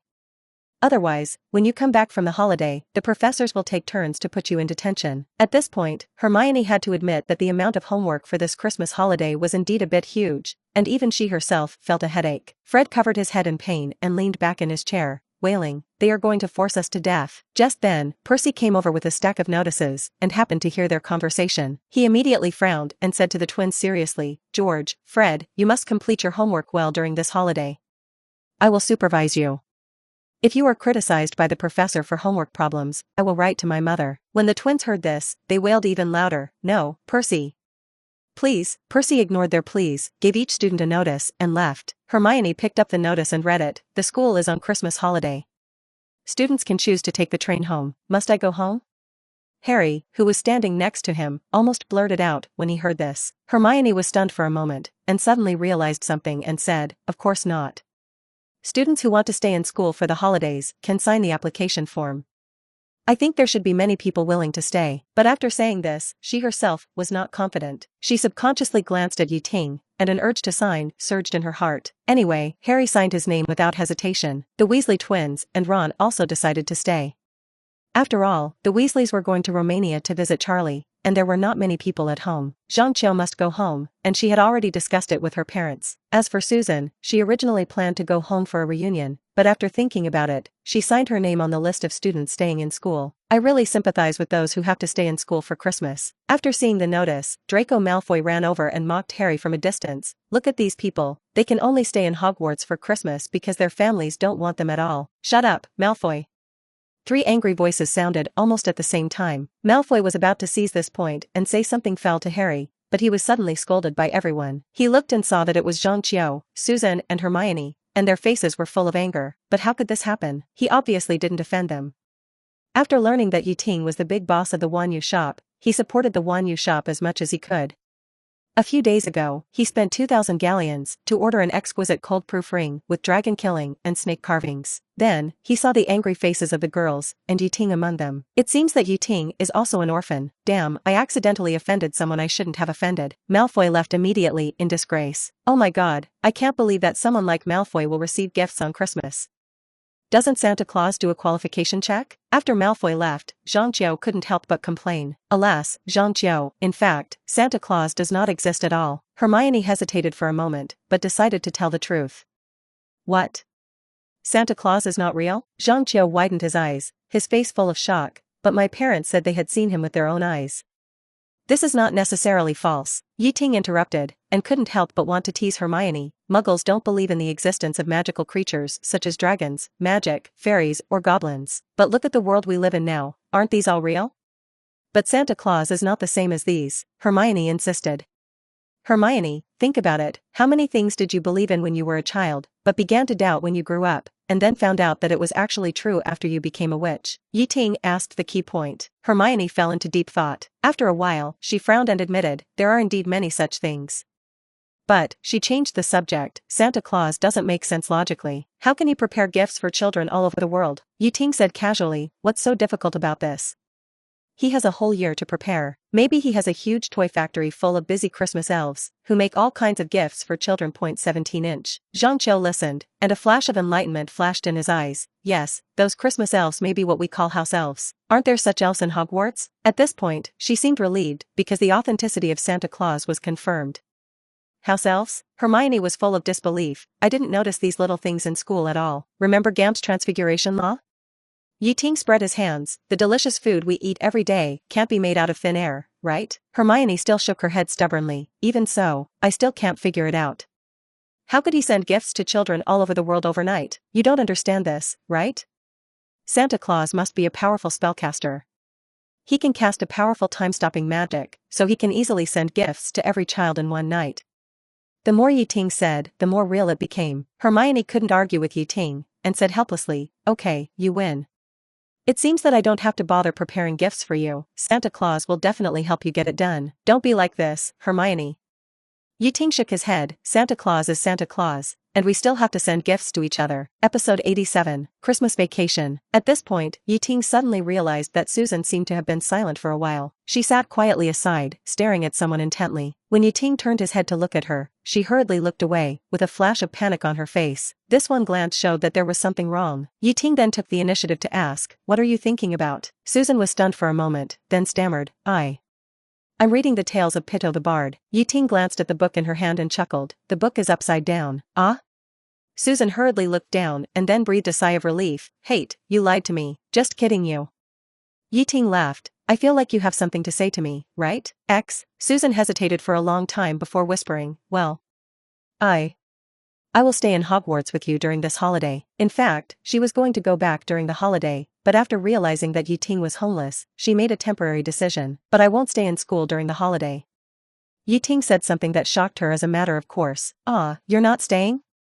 Susan covered her mouth, then where are you going during the holiday? Zhang and Hermione also came over curiously. I'm going to France, Ting explained. Flamel invited me to his home. Is it the alchemist you're communicating with? Susan's tone was much lower. Okay. She silently took back the notice and crumpled it under the table. Hermione was relieved. She finally didn't have to blame herself for going home. The next morning, the holiday officially arrived. Although Ting didn't plan to stay in school, he didn't want to appear too different, so he didn't use the teleportation anchor, but left Hogwarts in the normal way with others. After packing up, Ting, Hermione, Susan, and Zhang took the school's night carriage and set foot on the snow-covered road to the station in Hogsmeade. The carriage drove slowly on the snow, leaving a string of hoof prints between the two ruts. What are you doing? Ting noticed Hermione curiously reaching forward and asked in confusion. Hermione pointed to the snow. Don't you think it's strange? This carriage seems to be pulled by something. Look at the footprints on the snow. Aren't they left by horses? Something is pulling the carriage? Zhang and Susan looked at each other, both feeling incredible. Especially Zhang. She had made this kind of carriage when school started, and she always thought that the carriage was driven by magic. However, the clear footprints on the snow made them believe that there were indeed invisible horses pulling the carriage.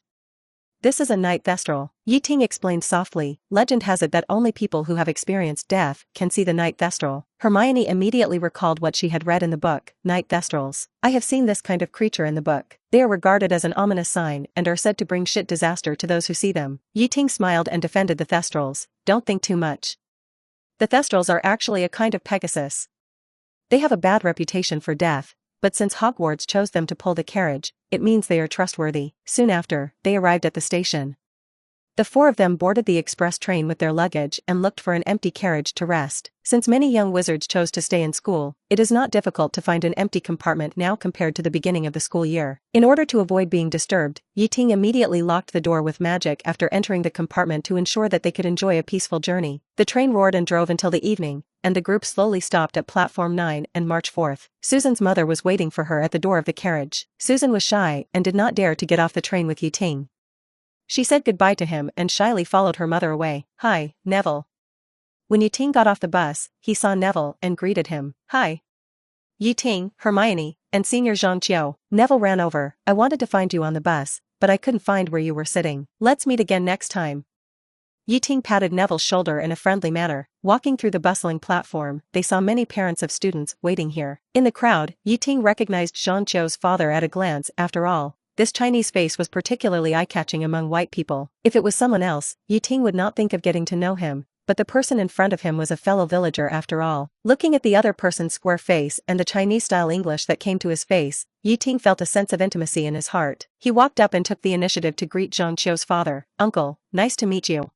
Are you Chinese too? Zhang's father looked at Ting in confusion. Ting's fluent Mandarin is much more authentic than his Cantonese. Ah, yes, of course. Ting responded with a smile, and then chatted with the fellow villager warmly. From Zhang's father, Ting learned about the history of the Zhang family.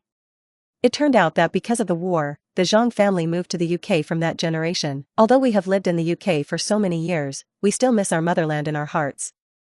Zhang's father sighed. We still have relatives in China, and we go back to visit relatives and worship our ancestors every once in a while. Speaking of this, his face showed a deep sense of homesickness. Ting also felt the same way. After all, they were all wanderers. As a time traveler, he obviously drifted farther. Although wizards would also divide their countries like Muggles, the exchanges between wizards did not follow the political divisions of Muggles. Therefore, when the exchanges between Muggle countries were cut off, the exchanges between extraordinary people still existed. According to Zhang's father, their distant relatives in China were doing well among the wizards in China. Of course, they did not call themselves that. One of them even became a celestial master on Mount Longhu, and was said to be a greater wizard than Dumbledore. Say goodbye to Zhang and his daughter. Ting returned to Hermione and Neville. They were still there, eagerly looking for their families. Neville looked a little panicked, probably because he did not find his grandmother. Seeing him like that, Ting couldn't help but tease him. Neville, your grandma didn't go to the wrong platform, did she? Neville said with a bitter face. It's good that she went to the wrong platform. I was just afraid that she forgot that I had a day off today. As soon as the voice fell, an eye-catching old lady suddenly squeezed out of the crowd. She was wearing a green robe, a fox fur scarf fluttering in the wind, and a unique peaked hat on her head. The most peculiar thing was that the hat was decorated with a lifelike vulture. She was also holding a striking red leather bag in her hand. This outfit was simply unforgettable. Red and green, this combination is easy to look tacky, but with the hat with a big vulture, the whole shape and the city exuded 10 kinds of indescribable weird charm. Even Hermione, who was always calm, was shocked by this sudden visual impact. She stared at the big vulture intently, as if trying to figure out the psychological state of the wizard who made this hat when making it. $3,503. Seeing the other party, Neville's voice immediately dropped 8 degrees. The old lady responded, her eyes swept over Neville, and then turned to Ting and Hermione next to him. She smiled and asked kindly, Neville, are these two your friends? Neville lowered his head and replied shyly, well, they are my best friends. Mrs. Longbottom turned her eyes to Ting and looked at him carefully. She stretched out a slightly dry hand. You are Ting, right? I heard Neville mentioned you in the letter, saying that you helped him a lot, and he praised you highly. Ting shook hands with her modestly. We are just helping each other, ma'am. In fact, I have also learned a lot from Neville. You are too modest. Mrs. Longbottom looked at Neville with sharp eyes along her pointed nose, shook her head and said, Neville is a good boy, but his magical talent is really mediocre. Ting heard this and defended Neville. Neville's attainments in herbology cannot be underestimated. Professor Sprout favors him very much. As he said that, he cast a questioning look at Hermione. Isn't it, Hermione? Hermione was staring at the lifelike vulture in a trance. When Ting asked this question, she came back to her senses and nodded in agreement. Oh? Really? Mrs. Longbottom looked at Neville with a little surprise, and saw that his face was blushing with shyness, and she couldn't help but smile. She turned to Hermione and extended her hand enthusiastically. Then you are Hermione Granger, right? Hermione was surprised. She didn't expect Mrs. Longbottom to know her name. She held the lady's hand and felt a little flattered. Neville always praises you, saying that you are the smartest which he has ever seen. Mrs. Longbottom said with a smile, you are all good children with a bright future. Hermione was a little embarrassed by the praise, and her cheeks turned slightly red. When Mrs. Longbottom and Neville walked away, Hermione still stared at the strange hat and sighed. In fact, Mrs. Longbottom is not as scary as Neville said. She looks quite kind. That's because we are not her grandchildren. Ting explained with a smile, many elders are like this. They are always polite to outsiders, but they are much stricter with their own children. But I think Mrs. Longbottom actually loves Neville very much, but she is not very good at expressing it. Speaking of which, she is right in one point. At this point, Ting turned his gaze to the 9 3/4 platform in the distance, with a gentle smile in his eyes. Think about the beginning of the school year. At that time, you knew nothing about the magic world and were nervous when you encountered trouble. But after one semester, you have become an excellent little witch. Compared to you, how can I dare to call myself excellent? Hermione turned her head away shyly. Besides, who said I was nervous? Okay, you are not nervous. I was talking too much. Ting smiled and pointed in the direction of the platform. But, chanting spells at the wall is not something that ordinary people can do. Oh, why are you talking about that again? Hermione recalled her embarrassment at the time, her cheeks slightly hot, pretending to be angry and punching Ting. Forget it. It's not good to be so fierce. Ting deliberately sighed and teased, Hermione, tell me, in the future, when you have a child, will you be like Neville, telling everyone my mother is so fierce? Shut up. I'm going to fight you. Hermione grabbed Ting's collar and angrily, pretending to be angry and wanting to hit him, but suddenly stopped and turned to run towards a young woman who had just walked over. The young woman seemed to have been observing for a long time. She looked at Ting curiously, and her expression was exactly the same as when Hermione stared at the big vulture hat before. Mom! Hermione shouted with a smile on her face, why are you here alone? Where's my dad? Your dad went to find a parking space. It's really hard to find a parking space around here. The woman smiled and pushed away the furry little head that Hermione deliberately blocked in front of her eyes, and looked at Ting. Who is this? Hello, Auntie, I'm Hermione's classmate, my name is Ting. Ting walked over calmly and greeted her. Oh, you are you that Hermione often mentioned? The woman looked Ting up and down and said with a smile, Hermione praised you a lot in her letter. Now it seems that you are more handsome than she described, but I always feel like I have seen you somewhere before. Of course, you've seen me do magic. Ting smiled and didn't mention it. Mom, what are you talking about? Hermione blushed in embarrassment, glared at Ting, and said angrily, when did I say he was good looking? Okay, you didn't say it, I said it, so you'll go along? The woman smiled and comforted, but what were you two doing just now? Why do I feel like you're bullying Ting, Hermione? Mom, what are you talking about? It's obviously him who takes advantage of me every time. Hermione's face turned even redder, glared at Ting, and turned her head away pretending to be angry, and said, tell me, who is bullying who? Auntie, Hermione, she really didn't bully me, nor did she hit me. Kill. Ting showed a wronged expression, as if she had been threatened by Hermione, so she had to say something against her will. Don't punish her when you go home. Otherwise, she won't know where to take her anger out on me when she returns to school. Alas, I'm used to it. There's really nothing to be afraid of. Hermione gnashed her teeth when she heard this, but she couldn't get angry, so she could only stare at Ting fiercely. The two sides exchanged a few more pleasantries, and Ting politely declined Hermione's mother's invitation and left the platform alone. Looking at Ting's back as he walked away, Hermione's mother said to her daughter earnestly, "Hermione, Ting has a good personality and looks very honest. But you were classmates after all. Don't bully him casually in the future, understand?" This is really not good. Hermione was speechless when she heard this. She wanted to tell her mother that Ting was the most cunning person, and how could he be related to the word honest? Episode 88. Nicholas Flamel. Rejuvenation? After leaving the station, Ting went back home, took the night bus directly to the airport, and then took a plane directly to Paris. After getting off the plane at the Paris airport, Ting went through many twists and turns and finally arrived at the designated location mentioned by Nico in the invitation letter. This street looked ordinary, and the buildings on both sides were unremarkable. He did not find any suspicious houses, and Nico could not live here. But soon, a house elf appeared in front of him. To be honest, when he first saw this elf, Ting subconsciously thought that this was a goblin capitalist from somewhere. Wearing a sophisticated black suit, a neat scarf tucked into the collar, white gloves on his hands, and holding a shiny cane, he looked very polite and different from the house elf Jian had seen before. "Mr. Nico's butler, Hyperight, is at your service, sir."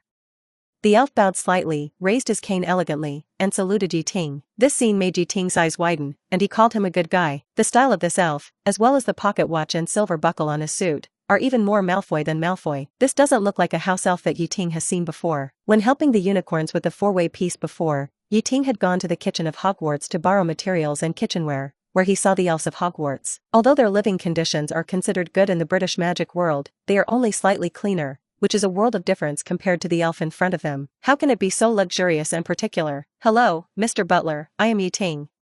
Ting stepped forward and shook hands with Hyperion. "It seems that you are here to pick me up. How can we find Mr. Nico?" "Oh, of course, Hyperion will lead Mr. Ting to find the master." The elf butler bowed gracefully again, but before that, I need to confirm Mr. Ting's identity. "Identity? It's Nico's letter, here you go." Ting waved his hand, golden ripples appeared out of thin air, and a piece of parchment fell lightly into his hand. Ting took out Nicholas Flamel's letter and handed it to Hyperion. Seeing this scene, the elf butler's eyes widened slightly, obviously shocked by Ting 643's move. He had never seen such an operation before, and it looked quite extraordinary. He thought to himself that the person who could be personally invited by the master was indeed not an ordinary person. Even if he was just a little wizard, he had his own uniqueness. After carefully confirming the unique mark left by the master on the letter, Hyperion respectfully returned the letter to Ting. "I'm sorry, Mr. Yi, for wasting your time. Now, please follow me to the car." As he said, he gently tapped the ground with his cane. Until this moment, Ting was shocked to find that the cane of the house elf was actually a real magic wand. You know, the magic worlds of all countries explicitly prohibit house elves from holding magic wands. But on second thought, this is no big deal. After all, that is Nicholas Flamel, who in France can control his business. Under the effect of magic, a huge monster suddenly emerged from the ground. It was a Citroën DS19. To be honest, this model has a history of more than 40 years, and now it looks like an antique. But this car also had its glory days. It was once the car of the French general and even served as Charles de Gaulle's car. In general, it is indeed worthy of Nicholas Flamel's status. However, this master of alchemy actually used a car transformed by magic to welcome guests. This unorthodox behavior is in line with his personality. No wonder he praised Ting's clockwork technology. It seems that he has also studied related technologies. Next, Hyperight skillfully opened the door for Ting and helped him sit in the back seat. The black and red flannel lining in the car is luxurious. When Ting got in the car, he even had an illusion that he was going to attend the coronation ceremony. Then, the elf butler sat in the driver's seat. "Well, Mr. Ting, please sit tight," he said with a smile. "We are about to set off." As Hyperight stepped on the accelerator, the Citroën DS19 seemed to be injected with new life, and rushed out at a speed that was completely inconsistent with its identity as a classic car, and the surrounding scenery kept changing rapidly. There were cars coming and going on the road. Logically, the Citroën DS19 would have a car accident after running like this for a while. However, this Citroën DS19, blessed by magic, shuttled freely in the traffic, like a nimble fish. It weirdly drilled in and out of the gaps between the cars, regardless of whether the gaps were wide or narrow, and never touched the cars next to it.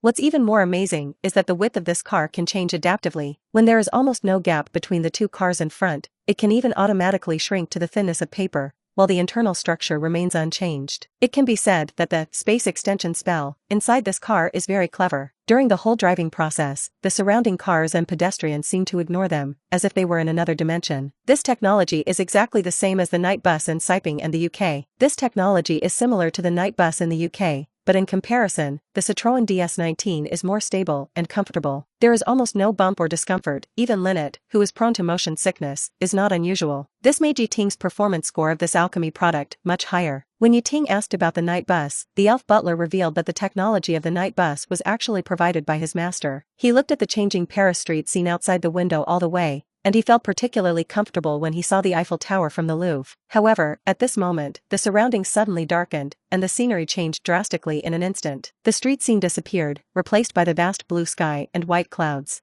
Ting looked down and saw a series of rolling mountains covered with trees, and in the center of the mountains was a magnificent manor. Did we use apparition just now? Ting asked curiously. Yes, sir, Hyperight responded calmly. Then theoretically, we can actually get here in a few seconds, right? Ting continued to ask. So, since the car has this function, why do we have to go around Paris and then, apparition? Hyperight was silent for a while, then slowly spoke. Although it is technically feasible, I think that method lacks the necessary sense of ceremony and is not respectful enough to the guests. Ting was stunned for a moment. This sense of ritual was too strange. Anyway, he couldn't figure out why he went around in a circle. Could it be that this was to take the guests to appreciate the scenery of Paris? However, he quickly put this question behind his mind, because his eyes were firmly attracted by the manor below. A marble obelisk more than 100 meters high stood there, marking the center of this huge manor. The carefully designed geometric streets and scattered buildings all extended to the surroundings with the spire as the center. Only by looking down from the air can you truly appreciate the aesthetic essence of this manor. At the same time, Ting suddenly found that his magic power seemed to be blocked by some force. If he could not sense the magic power in his god's eye, he would almost think that he had become an ordinary muggle. As the Citroën DS19 continued to descend and gradually approached the core building, BBDF, he felt the magic power flowing in his body again. The periphery of the manor was filled with various ancient and powerful defensive magics, enough to resist any wizard's prying. Nico, an old wizard who has lived for more than 600 years, is probably more cautious and careful in security than anyone else. Finally, the car landed at the gate of the manor, and Heprit took Ting out of the car. This manor carries the glory and history of the owner. Heprit introduced affectionately, it was first given to the owner by His Majesty Charles V himself to express gratitude for the owner's firm support for France in the 100 Years' War. As he said, he pushed open the ancient gate of the manor. Mr. Yi, please follow me. The two walked through the winding path paved with bluestone and came to a Gothic cottage full of historical charm. This two-story cottage is probably the smallest house in the manor. Ting never thought that Tongku would choose to live here. Come in, Mr. Yi. Heprit smiled and pushed open the door, making an elegant invitation gesture. Ting stepped into the house and was immediately shocked by the scene in front of him. Unlike the simplicity of the exterior, the house is a different world. The spacious and luxurious hall, with walls and floors made of exquisite marble, looks extraordinary. Every piece of furniture is a carefully selected antique, priceless. In a corner of the hall, the orange-red flame in the fireplace jumps, providing warmth for the old man on the sofa next to it. At this time, a melodious soprano echoed in the small room. Ah, so many jewels, they dazzle me. Am I dreaming or awake? I smile at myself in this mirror, so beautiful. Ah, is this you, Margaret? Ting knows French. He can hear that this is a clip from the French opera Faust, and the old man has a very elegant taste. At this moment, a gray head on the sofa popped out. The voice was a little trembling, breathless, and it sounded really strenuous. Ah. Albus, I'm still wondering when you will visit. Maybe people will be like this when they get old. Nicholas Flamel continued to mutter, Hyperight, help me entertain Albus. At our age, we really don't see each other often. As he spoke, he tried to struggle to stand up, but his slightly raised head finally drooped weakly. For an old man who has experienced more than 600 years, standing up is still too difficult. Mr. Flamel, please stop struggling and just lie down. Ting couldn't bear to see the legendary alchemist struggling so hard. Now there were only 2 wizards in the room, and the butler Hyperion was still the other party's man. Could he tell the truth by just touching it? He came to exchange alchemy, not to be scammed. I seem to hear a strange voice. Albus, did you bring a friend here? Hyperion bowed respectfully, almost breaking himself in half. Ting even felt that if possible, this elf wanted to crawl directly into the cracks in the ground. I'm very sorry, Mr. Flamel, Hyperion whispered in Nicholas Flamel's ear. Did you forget? You didn't invite Professor Dumbledore. The one who was invited today was Mr. Ting. What? Nicholas Flamel's voice suddenly rose several degrees. What did you just say, Hyperion? I mean, Hyperion also raised his voice, but still maintained his elegance. Professor Dumbledore is not here today. Your guest today is Mr. Ting. But Ting seemed to be able to sense a hint of helplessness in the elf's tone. Ting? The young genius who created the clockwork beetle? Nickel Flamel's eyes flashed a gleam, as if he remembered something. Oh, yes, it's him. It's him, Mr. Flamel. Hyperion bowed slightly. You praised him before and specially invited him to your home. Ah, he's here? Mr. Ting is really here? Nickel Flamel stood up from the sofa excitedly. However, a crisp kaba sound was heard immediately, accompanied by the old man's shrill wail. Ouch!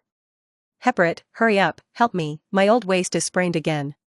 This damn potion, drinking too much really makes people osteoporotic. Nico Flamel's swallowing problem seemed to have completely disappeared at this moment. He pinched his waist with both hands and fell back on the sofa with a painful look on his face. Oh my god, it hurts so much. Nickel Flamel wailed, and Heprit disappeared instantly. When he appeared again, he was holding an exquisite tray in his hand, on which was placed a small bottle. In the bottle, the golden slurry flowed slowly, flashing an attractive luster. Mr. Flamel, do you need help?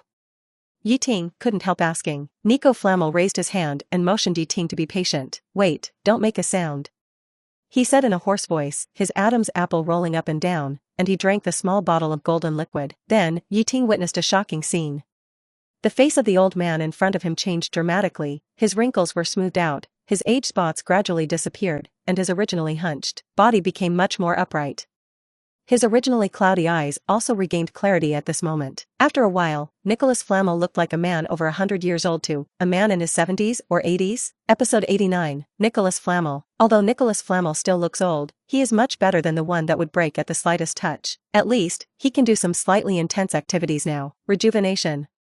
Is this the power of the Philosopher's Stone? Ting was a little shocked. Although the so-called rejuvenation effect was a little poor, it only made Nico from very old to very old and did not really become young. But it was already amazing to be able to do this. In the entire wizarding world, being able to do this is undoubtedly an unprecedented achievement. After all, Voldemort's crazy pursuit of immortality is only this goal. And the secret of all this is hidden in this small bottle of golden slurry. This is the elixir of immortality, the highest masterpiece of the Philosopher's Stone, a magical thing that gives new vitality to life. Oh?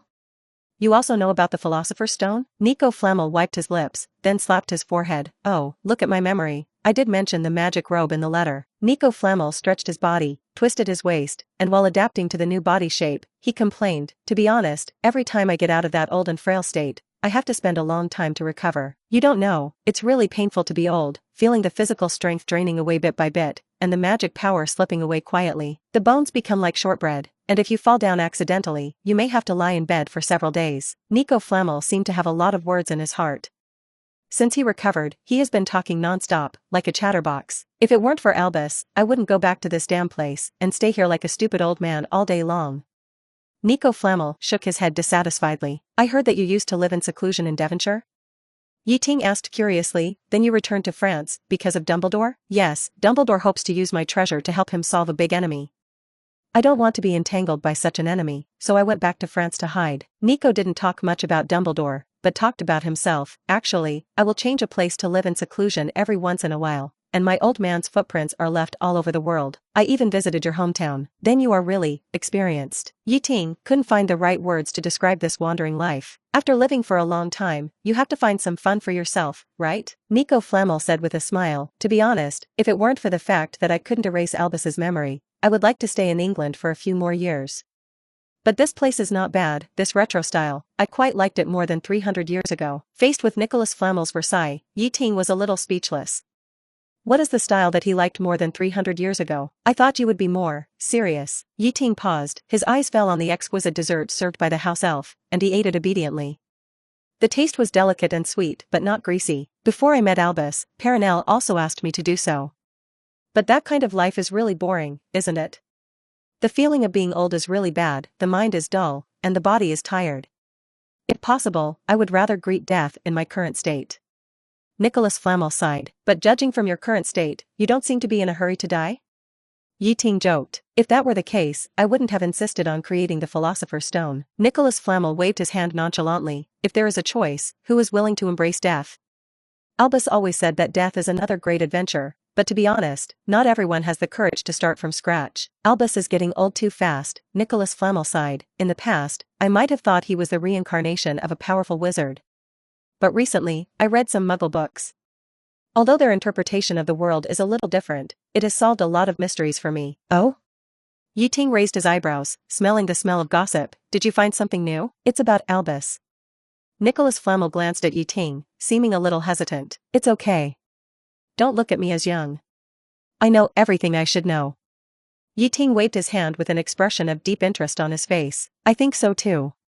Nicholas Flamel nodded and raised his eyebrows to Ting. According to what Albus wrote to me, you seem to have a very close relationship with 3 or 4 witches.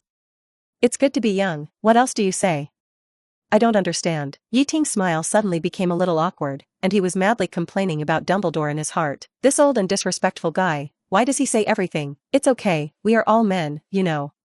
Nicholas Flamel smiled indifferently. I hope you can be so happy in the future. Ting was speechless for a moment. Speaking of this, you may not know the later Perenelle. Nicholas Flamel seemed to want to share more. Master. Hyperion suddenly frowned and interrupted him. Master, she. Okay, Hyperion, I'm just joking. Nicholas Flamel raised his hands helplessly. It's just a joke between friends, don't take it seriously. I understand, sir. But Hyperion must also carry out the task given to me by the mistress. Hyperion gracefully bowed, looking serious and earnest. How about we continue to talk about Dumbledore?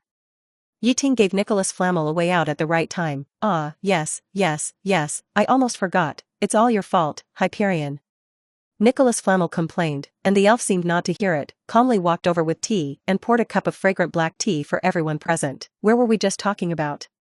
Oh, Albus. Nicholas Flamel took a sip of black tea and moistened his throat. I have read a lot of Muggle books, and their depth of research on the human body is much more thorough than our wizards. Although they have not yet figured out the essence of life, they are indeed ahead of us in the structure of the body. Take Albus for example. Why did he become so stubborn and unbearable? Looking back at his appearance when he was young, although he was a bit of a jerk, he was full of courage and drive. After my analysis, Albus seems to be missing some key factors in his life. Key factors? Ting slapped his thigh. You mean, some sex hormone? Yes, you are worthy of being a little wizard from a Muggle family. I didn't expect you to understand this. Nicholas Flamel winked and said, if you want people to feel happy, the human body must secrete some hormones to stimulate the nerves. These signals of pleasure will be transmitted to the brain, and then affect our souls. He changed the subject and continued, however, speaking of Albus, you should know that he has no offspring. Nicholas Flamel smiled easily. Albus is indeed very powerful. With that magic wand in hand, there are not many wizards in the world who can surpass him. But no matter how powerful the power is, it can't fill some gaps in the heart. So, in this regard, you have done quite well. Ting was speechless for a moment, not knowing how to respond. He understood what Nicholas Flamel was hinting at, but felt that this topic was a bit awkward. Should he pretend to know about this or not? I think it's not polite to talk about Professor Dumbledore's personal life, behind his back. Ting said solemnly, if Madame Perenelle knew, she wouldn't be happy. It doesn't matter. She's not here anyway. I estimate it will take about half an hour for her to come back. She always goes out for a while every week. I have to admit that the taste of Muggle fashion designers is pretty good. Nico seemed to think it was inappropriate to talk about this topic with the little wizard, so he decisively talked about his wife. Shopping? Ting's eyebrows raised slightly. This word subverted his cognition, but when he thought of Nicholas Flamel's unique mentality, Perenelle's little hobby seemed to become reasonable. We have to have some fun. Nicholas Flamel chuckled. We try new styles every few decades. Although French court costumes are also quite charming, Perenelle is troubled by the cumbersome etiquette and various lace. The two chatted so easily, and Nicholas Flamel finally brought the topic to the right track. You mentioned in your previous letter that you have created a clockwork work that is as big as a northern beetle? The old man's eyes flashed with expectation. Perenelle hasn't come back yet. Let me take it out and see it first. Oh, okay. Ting smiled slightly and waved his hand. Golden ripples rippled in the air, and Unit 01 slowly appeared in front of Nico. I've never seen space magic before, it looks really amazing. Nico saw this scene and looked at the plan with more appreciation. If he couldn't see the source with his knowledge, this kind of magic could only be created by the other party. Being able to create magic at such a young age, and the most advanced type of space magic. No wonder Dumbledore said that Ting has surpassed him when he was young. But compared to magic, he is more interested in alchemy. Therefore, after seeing the appearance of Unit 01, Nico immediately came forward to take a closer look. You said in the letter that you have created a bigger work, but I really didn't expect it to be so big. The old man looked around Unit 01, and from time to time he would disassemble some parts to study the internal structure. as if he was a little boy who got a toy. After a while, he nodded with satisfaction and commented, "Your skills in the fusion of magic and machinery have really reached the realm of perfection. At least from my current perspective, I can't find any flaws." At this point, he shook his head helplessly, feeling deeply. Young people today are much more amazing than we were back then. I'm afraid Merlin didn't have such skills when he was young. Just as Nico was enthusiastically asking Ting about the specific settings and structure of Unit 01, the door of the room creaked open again. An old woman who looked quite fashionable came in. She had big wavy hair, a fashionable dress made by hand, and a wide hat covered with lace of unknown meaning. Compared with Madame Perronel, even Neville's grandmother had to admit defeat. Seeing her, Ting had a clearer understanding of the Flamel couple. Compared to being a hermit, Nico and his wife prefer to devote themselves to the complicated social life in different identities. This is probably what is called a great hermit in the city. "Child, you must be Mr. Yi, right?"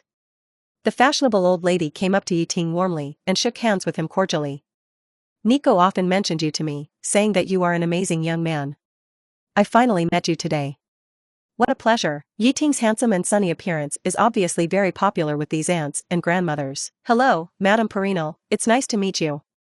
Ting greeted him politely. Madame Perronel's eyes swept across the room and finally landed on the tricorn hat that Ting hung on the shelf. "Oh. You like hats too, right?" A trace of admiration flashed in her eyes. "There are not many young people like you who have taste nowadays. They don't understand that hats are not just decorations, but also a kind of cultural inheritance and a display of personality." Madame Perronel talked about hats like a treasure, and she talked endlessly. She was as talkative as Nico, or rather, the years gave them rich experience and endless topics to talk about. For old people like them, chatting is not only a pastime, but also an attitude towards life. Ting's knowledge is wide enough, and he can talk about any topic. The two talked happily, from the origin of ancient hats to the fashion evolution of modern hats, which made Mrs. Perronel happy. However, half an hour later, Nico finally couldn't hold back. "Okay, Perronel. Ting came to me to discuss alchemy. We will have a chance to talk about hats later." Then he turned to Ting, his eyes flashing with expectation. "How about it? Are you interested in visiting my study? There are precious books and some of my alchemical works that I have collected over the years." "Of course." Ting's eyes flashed with excitement. He came to visit Nico Flamel. In addition to discussing alchemical books, Nico's 600 years of collection of precious knowledge is also a goal he values very much. So next, Nico Flamel couldn't wait to bring Yi Jian to his study. Ting finally saw what kind of achievements a 600-year-old alchemist could achieve. Episode 90. The Secret of the Philosopher's Stone. This is a magnificent room, majestic and magnificent, almost comparable to a church. If the Hogwarts library is the place with the most books, then the room where Ting is now can undoubtedly be called the most luxurious library in the world. This is not an exaggeration. The entire building is more than 10 meters high. After entering the gate, a spacious foyer comes into view. The marble floor is as smooth as a mirror, and on the plaster walls, countless gold leaves shine under the light, like autumn woods, shining with golden light. Passing through the foyer, 10 arched corridors lead to a wider space that is the library hall. The scene here is like a reproduction of the French court, with classics and grandeur intertwined, showing an unparalleled style. The ceiling, as high as 75 feet, is particularly vast, and the colored glass skylight and the aluminum foil-decorated beams complement each other. After all, in that era, aluminum products were regarded as a metal more precious than gold, and both the Muggle world and the magic world were eager to buy it. In the center of the room, a huge octagonal wooden table dominated the room. That was Nico's workroom. In front of the desk, 8 pairs of statues were lined up, all of which were sculptures of ancient Greek gods. Minerva, the goddess of wisdom, held the torch of wisdom. Themis, the goddess of justice, held the scales, symbolizing fair judgment. There were also goddesses of victory, love, etc., each with their own expressions, and they were lifelike. However, the most amazing thing was that these statues were actually alive. It was well known that wizards had the ability to give life to matter. However, without supervision, this power often caused big trouble. And the larger the object being animated, the more flexible it was after activation, and the more difficult it was to cast magic. And the size of these statues in front of him, and the degree of lifelikeness of 960, were enough to reflect Nico's level. "Haha, these are all my works when I was young." Nicholas Flamel waved his hand gently, and the statue of Venus in the center returned to her throne gracefully. "She is not smart enough, and Perronel has never liked it." Ting nodded in agreement. He could fully understand this craze for figurines. In fact, in his previous life, he had also imagined that if he had a rat charm, he could make all the figurines in his home come alive. Of course, if Ting chose the material himself, he would definitely not choose limestone. After all, if silicone material is used, it may be able to more perfectly show the unique charm of Venus. Humph, Perenelle snorted in dissatisfaction. As Nicholas Flamel's wife who has been with him for more than 600 years, she did not further expose the matter, but turned her eyes to Ting. Well, I'll go prepare dinner. Ting, what do you want to eat? Now that he has come to France, Ting certainly wants to taste some authentic French food. After deciding on the dinner menu, Perenelle left first. Nicholas Flamel winked at Ting slyly, with a playful smile on his lips. Don't mind, Ting, who didn't have some romantic affairs when they were young? Perenelle just couldn't forget some old things. He changed the subject and asked, do you want to know why Perenelle dislikes Venus so much? Is it possible? Ting's mouth was one step faster than his brain. Nicholas sighed and recalled, 300 years ago, when I was studying sculpture art, I tried to give life to objects. But to be honest, those animated objects, although they can move, lack real vitality. How can things without vitality exude real charm? Even goddess statues like Venus are no exception. As expected of you. Ting gave a thumbs up sincerely. I don't know whether he was praising Nico's views or his spirit of exploration. Nico's ideas are indeed unique, but there may be some deviations in his appreciation of art. Speaking of that revitalization attempt, it really makes me laugh and cry. Nico shrugged helplessly, with a bitter smile on his face. Perenelle had a big fight with me about that matter, and I still feel upset about it. Well, let's not talk about it. But you, young man, I'm quite curious. How did you manage to get along with 3 or 4 girls at the same time? Ting rolled his eyes, muttering in his heart why the old man came back to this topic again. So, have you chosen who? What? Who else can I choose? Of course, those girls. Nico said with a wink, I can tell at a glance that you and I were the same when we were young. So, have you made your choice? Or do you want to play around a little bit and make a decision when you are older? Mr. Flamel, please be careful with your words. Ting couldn't help but hold his forehead with his hand. In fact, they are all my good friends, and we are still young, so we shouldn't be bound by these worldly views. Only children need to make choices. Nico smiled nonchalantly. Or do you plan to take them all? Ting was speechless for a moment. Damn it, what he said made sense, and he couldn't refute it. But then again, you are much better than that old guy Albus. Back then, I wanted to introduce the previous headmaster of Beaux Batons to him, but the old guy refused. It's really a waste of my good intentions, damn British. Nico Flamel patted Ting's shoulder. Hearing this, Ting felt that Nico's words seemed to have a deeper meaning. However, as an 11-year-old wizard, he could only pretend not to know. Otherwise, he couldn't suddenly say the name of the previous Dark Lord. Nico Flamel was indeed a very talkative person, and his relatively young body seemed to have injected him with endless vitality, and he was even more talkative. The whole afternoon was spent in mutual discussion. The whole afternoon was spent with Ting. The topics of the two were wild and unconstrained, from the little thoughts of girls, to the profound alchemy, to the feasibility of magical AI, and whether life energy exists. Ting deeply admired Nico's knowledge accumulation of more than 600 years, but he admired Nico's ability to remember things from 600 years ago even more. At the same time, he couldn't help but despise Dumbledore's reliance on the pensive. Nico was even more surprising. He joked, maybe old man Albus has Alzheimer's disease and can only rely on the pensive to recall. It would be fun if he forgot to put the memory in the pensive into his mind one morning. In the next few days, this room became the place where he stayed most often. He left the Paradise typewriter here, constantly copying the knowledge here, and Ting himself, under Nico's guidance, made up for the alchemy of this world. After all, Lisa was not specialized in alchemy, and Sugar was just an alchemy apprentice with some talent. This led to the fact that although Ting was very talented, he was not a real alchemy master. He still had a lot to learn. Of course, with his level, it was enough to crush all the little wizards in Hogwarts. But the alchemy knowledge that Nico could learn here was not at the level that ordinary little wizards could understand. During this period, Ting absorbed a huge amount of knowledge from Nico. This old man, who has experienced many vicissitudes of life, has traveled all over the world and has an astonishingly broad knowledge. In the field of alchemy, he has reached the state of returning to nature. Therefore, whenever he came up with a high-level conclusion, Ting always felt that he had gained a lot and had a deeper understanding of alchemy. The most important thing was that Nico's huge study was filled with small gadgets he made at random. These finished products were of no use to Nico, but they were very valuable to Ting. He could disassemble these works at will, study them, and then try to make them himself. This luxurious way of learning is probably only enjoyed by Ting. After all, who would be willing to disassemble precious alchemical items just to satisfy the desire to learn? However, Ting could be so luxurious. Not only did he disassemble them, he also disassembled them with relish, absorbing the essence of alchemy from them. This bold practical operation allowed his alchemy skills to improve rapidly. As for Nico, he also praised Ting's learning talent. He had never seen such a genius. No matter how obscure the alchemy theory was, he could learn it almost by reading it once. Once he learned it, he would never forget it.